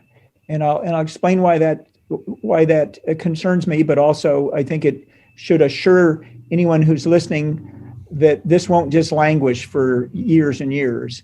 The bankruptcy court is holding these folks to an 18-month period to get this approved, fully approved by the board, and it has to go to the board because there's changes to the general plan here. They're into kind of their 16th month, so they're 16 months plus to get this done. They will have to really move this along. Mr. Stewards, based on my discussions with both sides, it looks like at a minimum we'll see a relocation of the ingress and egress roads away from the wetlands that are on the east side of the project. So it won't be crossing that, probably come off the main entrance. And on the other side of the project, where there's concern over California tiger salamanders as well as various native grasslands, the project will be pulled back from the ravines where those native grasslands are, in which are the most likely habitat for the tiger salamanders that feed on down to the pond. So there will be some changes in that way, and it's likely to take additional environmental review. What would that be? Would that be a revision letter to the EIR, or would it, which has not been certified yet, or would it be a revision of the supplemental EIR itself? Could you address that? Sure. Thanks, commissioners. And Commissioner Park, I think I would say again, we're waiting to hear the whole scope. But that said, there's been a lot of environmental review done on this project already. And if they're changing this project to avoid environmental impacts that have already been identified, it's very possible that we could do something like a revision letter once we update all the relevant studies. So if they're moving ingress, egress, we'd have to work with Public Works to make sure that the traffic analysis is up to date. So we were talking this morning, again, depending on the full scope, it could be a revision letter, and there has been so much environmental review done that we would like to use that as much as possible going forward. I think that makes sense, and that's what I've discussed with both sides, is that there's going to need to be some field work on locating California tiger salamander and habitat, and that can start right away and then take advantage of the rainy season we have coming up. Hopefully we have rainy season coming up, and that most of the other environmental work can just be updated. So let me ask my second question, and that is, assuming now that you've got, less than 18 months, next Thanksgiving, next Christmas, to have this done up to the board, can you kind of explain to us what the process would be, and will it be possible for them to get their environmental analysis done and get it calendared back to the Planning Commission here in time for this to work under that time frame? Thank you, Commissioner Park. I'm hopeful. We think everything is possible. I like to say that I think the staff works really fast. We often are waiting to get the information from applicants to finish our analysis. And I think as soon as they can give us their revised scope and iron that out, we will get cracking on it right away. So it really, I think I would want the applicants to know, and the golf course, you guys got to work this out in a timely manner, and we will turn our analysis around. And I think it's possible to do within a year. I think that's great, and it shows that this is going to have to get cracking. They're going to have to get their concept kind of agreed to within a matter of few weeks, so you can redo the contract with Rincon and whatever on the environmental, and then get cooking. So I think now the commissioners kind of share the understandings that I do, and unless there's public comment that needs to be heard, I'm ready to make a motion at any time. Okay. Commissioner Boyle. Yeah, I would want to hear from Mr. Scardino. My concern is this. I know if I'm the lender sitting back here and monitoring the county's process, and I take it off calendar without any date going forward for the next hearing, that would give me great consternation, to tell you the truth. I mean, I would ask him if he wants us to take it off calendar so it gets renoticed, or do we want to continue it for 4 weeks, for 6 weeks, or whatever, so he can report back to the bankruptcy court, to the lender that put him in charge of this process, that, yeah, he got a favorable, decision from our planning commission today. We're not denying the project. We're trying to accommodate the two parties so that they are aware that the project is now moving forward in a cooperative method. So I don't know that I don't think there's other public comment. We have to ask for it, but I just want to make sure that dropping it from the calendar doesn't cause them an adverse problem, as opposed to a continuance. A continuance to a certain date is a lot easier. So I would just ask Mr. Scardino that question. Okay, well, why don't we turn it over to the applicant now and see how they would like to proceed. As John Scardino, can anybody hear me? Yeah, we hear you, Mr. Scardino. How are you? And thank you for doing this before lunch. That's and we'll try to be real quick. I think the only question Commissioner Blau brought up was a good question. If staff, we can recalendar this provided we give notice to the public anytime, then I think flexibility, the court will be comfortable with flexibility because at this point, we want to get the site plan done with the golf course. We want to get our agreement done with the golf course. We want to get some environmental work revised and finished so that when we come back to you, we have everything ready to go versus, wasting your time. So if we can come back, I think they're okay without a date certain. Does that make sense? Thank you, Mr. Scardino. Ms. Romero?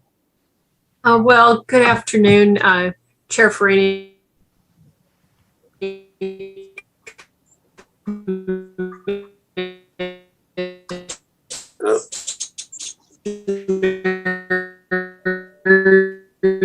Ms. Romero,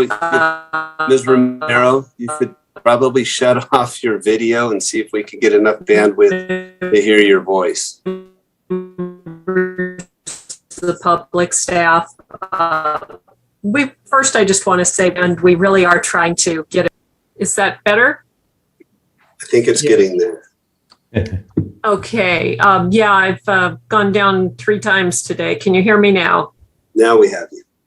Okay. Well, in reply to Commissioner Blau, if John Scardino feels that he can handle things with the courts, I believe we're okay. However, I would offer potentially one option on a continuance is if your commission wants to see a bubble map of what Rancho Maria Golf Course and we agree to prior to us launching our team on full plan revisions. I see that might be the only thing out of that might be beneficial. But to be honest, we are going to have to really go fast on this. And we're hopeful that we would be back to the Planning Commission realistically with all appropriate reviews, staff review, staff report. We think we can be to the Planning Commission by June or July. We need to be at the board by September or October of next year, not this year, but next year. So that's kind of what we're looking at this point. We've, based on both Laurel and my letter, we've had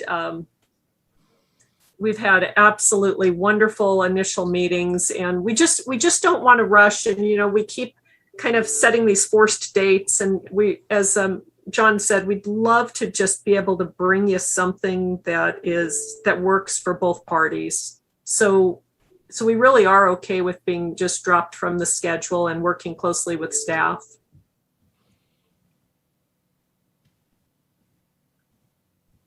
Okay, Commissioner Blau.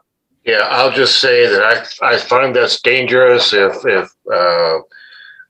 Cristino and Francis feel that way. I'm not going to object, but I think your idea of bringing it back to us toward the end of the year with a bubble diagram and a sort of report where you are, and I will tell you, I have some concern that the staff might make a determination that the project changes are so unique that they want us to start over again. I just want to be able to be in a position to prevent that from happening if at all possible. We've had that discussion with staff before. They seem to be uncommitted as to whether or not this is a whole new project or it's a revision of the existing project. So I would much rather, for the benefit of all the parties, see this again, December, January, continue it to a date certain, and go forward from there. Commissioner Blau, through the chair, since I can't see anybody, my apologies. Mr. Scardino would like to say something, but what I'd like to say also is that our agreement with Rancho Maria Golf Course at this point is to be dropped from the calendar. So we want to honor our new relationship, and we definitely want to continue to foster trust between the two of us. And at this point, I can't predict a date when we're going to be there. we can certainly let our planner know when we get to a point where we have something, or we can reach out to the commissioners individually to let them know that we're making good progress. But at this point, we want to go forward with Rancho Maria Golf Course, and we don't want to do anything that they've not agreed to at this point. John Scardino? No, I appreciate Commissioner Blau and understanding, and we've talked to Commissioner Park and Blau about timing with the court. It sounds like staff is, as long as we perform quickly, expediently, then staff is going to do the same. A lot has been done on the project, like Commissioner Farini had mentioned, staff had mentioned. I think by the time the end of the year comes, we should have very quickly a joint plan. We're already working on it with the golf course. Along with that, we're trying to get some resolution on the bio issues. And so we'll keep you all updated. And when we come back, hopefully we go out for revision of the EIR and with a revision letter, and we can get this thing processed. But you'll hopefully hear from us within the next several months, and with something substantive.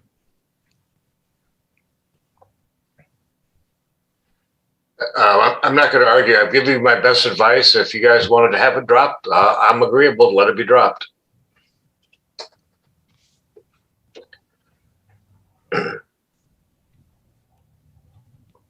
Okay. Does staff have anything they'd like to add? Secretary Wilson? I have nothing to add. The request is dropped from the agenda. I hear Commissioner Blau's concerns. Right now, this conversation is really speculative. We don't have enough information to provide the commission any direction. My only comment to the applicants, I'm going outside my lane. If they're trying to do a hearing September, October, they need to work with staff to back out that time to when they'll go to the planning commission to meet the deadlines to the board of supervisors. And so ballpark, you need 4 months back probably to make that. So I echo the comments today. They need to move quickly to meet all the timelines in order to get to the board by September, October of next year. Other than that, Chair Freeney, I have nothing else other than public comment and then lunch break. Okay, thank you. Mr. Villalobos, do we have any public comment? Yes, Mr. Chair, we do have 3 speakers.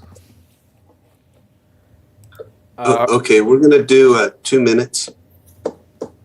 Okay. And this is to speak only to the discussion of dropping it from the agenda. Okay, our first speaker is Cheryl O'Keefe Severn. Good afternoon, Chair Farini and Planning Commissioners. I'm Cheryl O'Keefe, Board President of Rancho Maria Golf Club. Rancho Maria is very hopeful and excited by this opportunity to get to work together with Orchid Rancho and John Scardino, the CDO, on an integrated project for the full Quayside 21. It is a collaboration we've been advocating and willing to participate in for over 6 years. So this is a really good situation we're in right now. We bring a lot to the table that will solve the unsolvable issues of the current plan before you, and we contribute much to the community and protections for habitat, our ag neighbors, and the beloved recreational use that is Rancho Maria. We support this particular continuance with the expectation that it is for the continued collaboration of Orchid Rancho and Rancho Maria. And we also encourage great collaboration with P&D staff and an expedited review process. Our hope is to bring back a full Quayside project that your commission would be very proud to approve. I do have one last important question, and that is, what kind of puppies are we expecting? Our team is interested. Giant white ones. Giant white ones. There we go. Great. That's all. Thank you. Thank you very much. Who's next, Mr. Villalobos? Our next speaker will be Michael O'Keefe. I have nothing else to add. Thank you very much, commissioners. My sister said it all. Thank you very much. Thank you, Mr. O'Keefe. Our last speaker will be Jason Blankenship.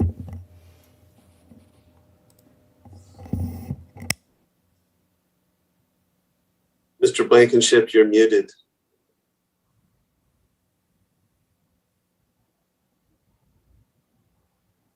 This is John Scardino. He just texted. He does not have his mic is not working, so he has no comment. He's with us. He's on our team. So no comments. Okay, thank you. All right, we'll close public comment now, and we will bring it back to the planning commissioners. Commissioner Park. I'm going to make a motion. I want to just first hear from either Secretary Wilson or Mr. Sewards, because the parties haven't asked for continuance to a date certain, and so I'm not going to make that motion.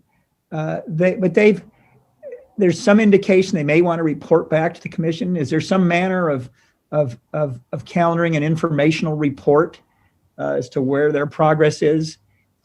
Say let's pick December. Is there a way that can be done?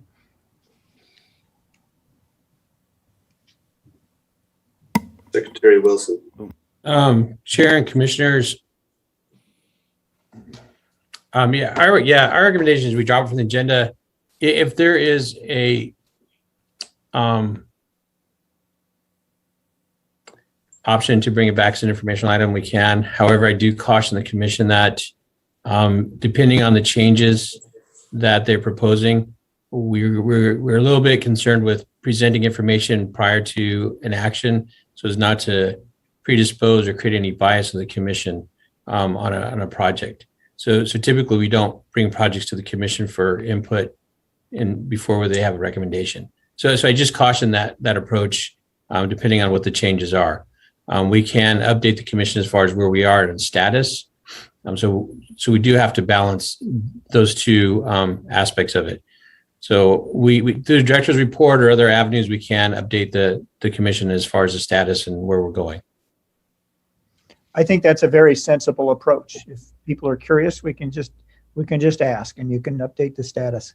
So based on that, I'm going to make a motion to drop the matter from the agenda pursuant to the staff's recommendation that's represented in the memo that we have before us. Commissioner Blau. Yeah, You know what? I just can't second that, to tell you the truth. When I hear from Secretary Wilson that, there's going to be difficulty bringing us back to it for a preliminary look, I don't like that. I mean, the county, unlike the city I work in, I can go to the planning commission. I can go to the city council and give them an informational briefing, and I can get their comments, and I know how to take the project forward. My concern is that the applicants now, being plural, modify the project, go through it, and for some reason, we don't like it. Now we've spent 6 months, 7 months, 8 months, 9 months, and they have no input from us. They're just dealing with staff, and they have a short clock to get to there. If we bring it back as a continuance, we can take a look at it, and if we are, it's not a new project. It's the old project modified. So it bothers me, to tell you the truth. It still bothers me. If you wanted to take a look at it again in December, let's just continue with the December.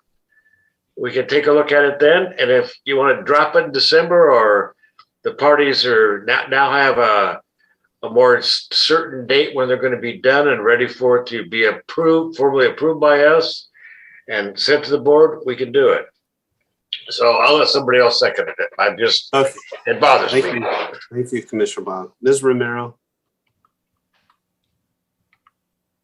Thank you, Chair Farini. I believe if there were an appropriate time to come back to you guys, it would probably be at the end of September, because we are on a very tight schedule. And we're in a position where we can't waste a week at this point. So I would say that by the end of September, we should have all of the initial information that we need, which is not that far away. We're talking 4 to 5 weeks. And mind you, during that time, we're also having to put agreements and draft agreements in place to make sure that everybody has a level of comfort that, we're all going to keep working together too. So we have a lot of ground to cover, but I think that by the end of September, we've got to have a pretty good idea of where we're going and how we're getting there. And we would have something that we could share with the commission at that point. So, Mr. Wilson, can we give them a continuance until late September? Or early October may be better. We're being very ambitious. So October 15th, I don't care, but just keep this thing alive a little bit longer before we drop it. So Chair Farini and Commissioner Blau, just to kind of quantify or qualify my statements earlier, the procedures do allow for a conceptual review, and that's what Commissioner Blau and I have talked about before. It does allow applicants to come to the commission to provide or to get input on a conceptual level. So my caution is still in place that we do have to protect the commission so that we don't provide any undue bias on projects. But again, if this project is on a short time frame, we don't want to create some stops in the process to delay them. So my comment is you can continue it to a date in October. And then at that time, depending on where they're at in the process, we can do a status update, take a look at where their project is as a conceptual. But I would just caution the commission that it doesn't create undue indirect consequences that it's going to halt their process.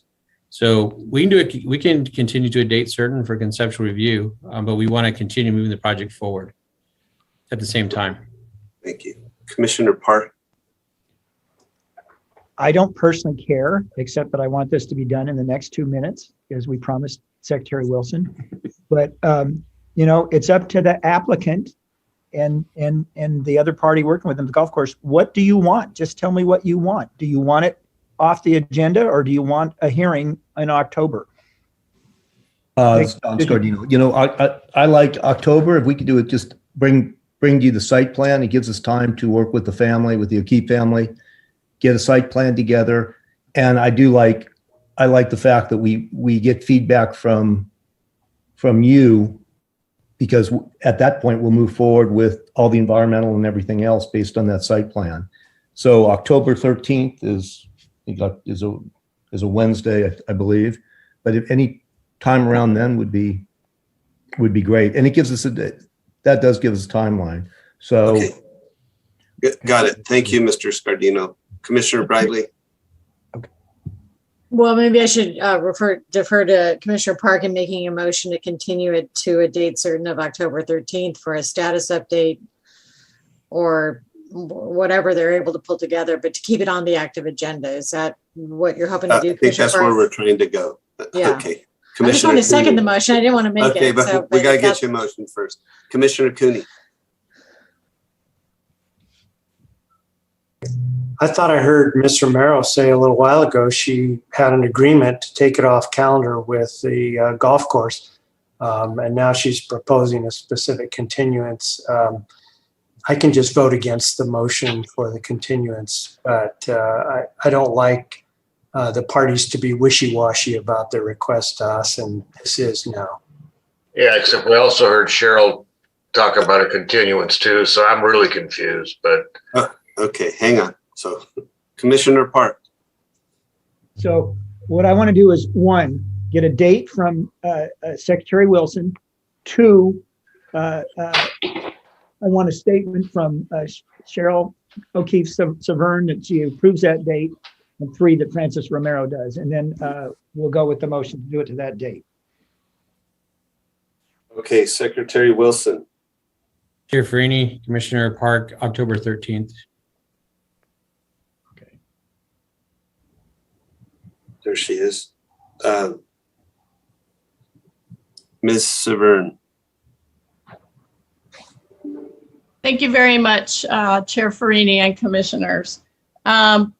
This conversation part, we have not been participants in. The things that Ms. Romero are sharing and dates and months have not been agreed to. We were willing to go along with the indefinite if that's what they were interested in and what you were interested in. It was not something that we were pushing for. So I'm kind of a little bit at a loss here. We're concerned that this is a really, really expedited time frame for which we've only, however excellent initial conversations we've had and discussions, we're not in that place to be committing without a conversation with our team and with them. I'm very sorry to throw a little wrench into this like it is, but this is a little bit of a discussion on the fly.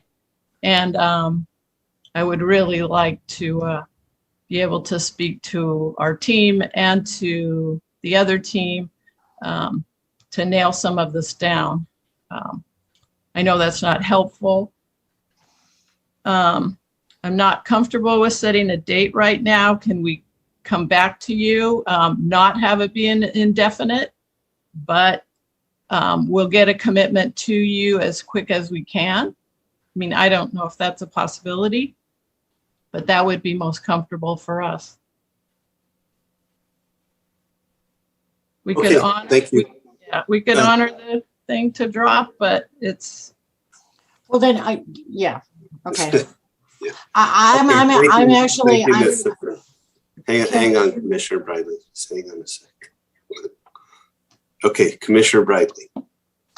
Then I don't know. I'd like to make a substitute motion then just to drop it from the agenda. I appreciate everything that Commissioner Blau said, but since we only have one party willing to agree to that date, then that I would want to make a substitute motion to drop it from the agenda as originally recommended.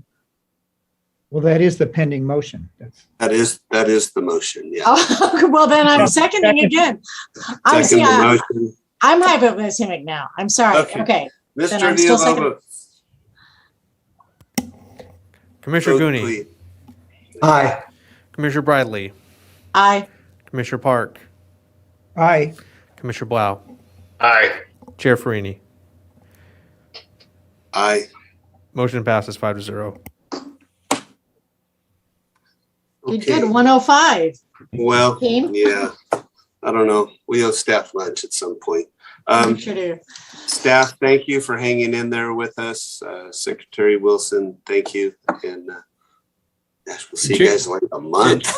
Chair Friede, before we go, Yeah. on the projection report, I just recommend we don't do anything on that to cancel hearings until September 1st, and we'll take it back up again on September 1st. Okay. Good recommendation. Oh, can we cancel the 25th? Oh, Chair Friede, Commissioner Cooney, thank you for that. Yes, we probably should have a motion to cancel the 25th. So move. Second. Commissioner Bradley? Oh, we got a second. Commissioner Park. Okay. No, I didn't have anything to add. Sorry. Okay. Commissioner Cooney. Mr. Vito? Sorry, I jumped the gun there. I'm hungry. I'm sorry. Commissioner Bradley. Aye. Commissioner Park. Aye. Commissioner Blau. Aye. Chair Farini. Aye. Motion passes 5-0. Okay. All right, everyone. We're all done. Thank you, Chair Farini.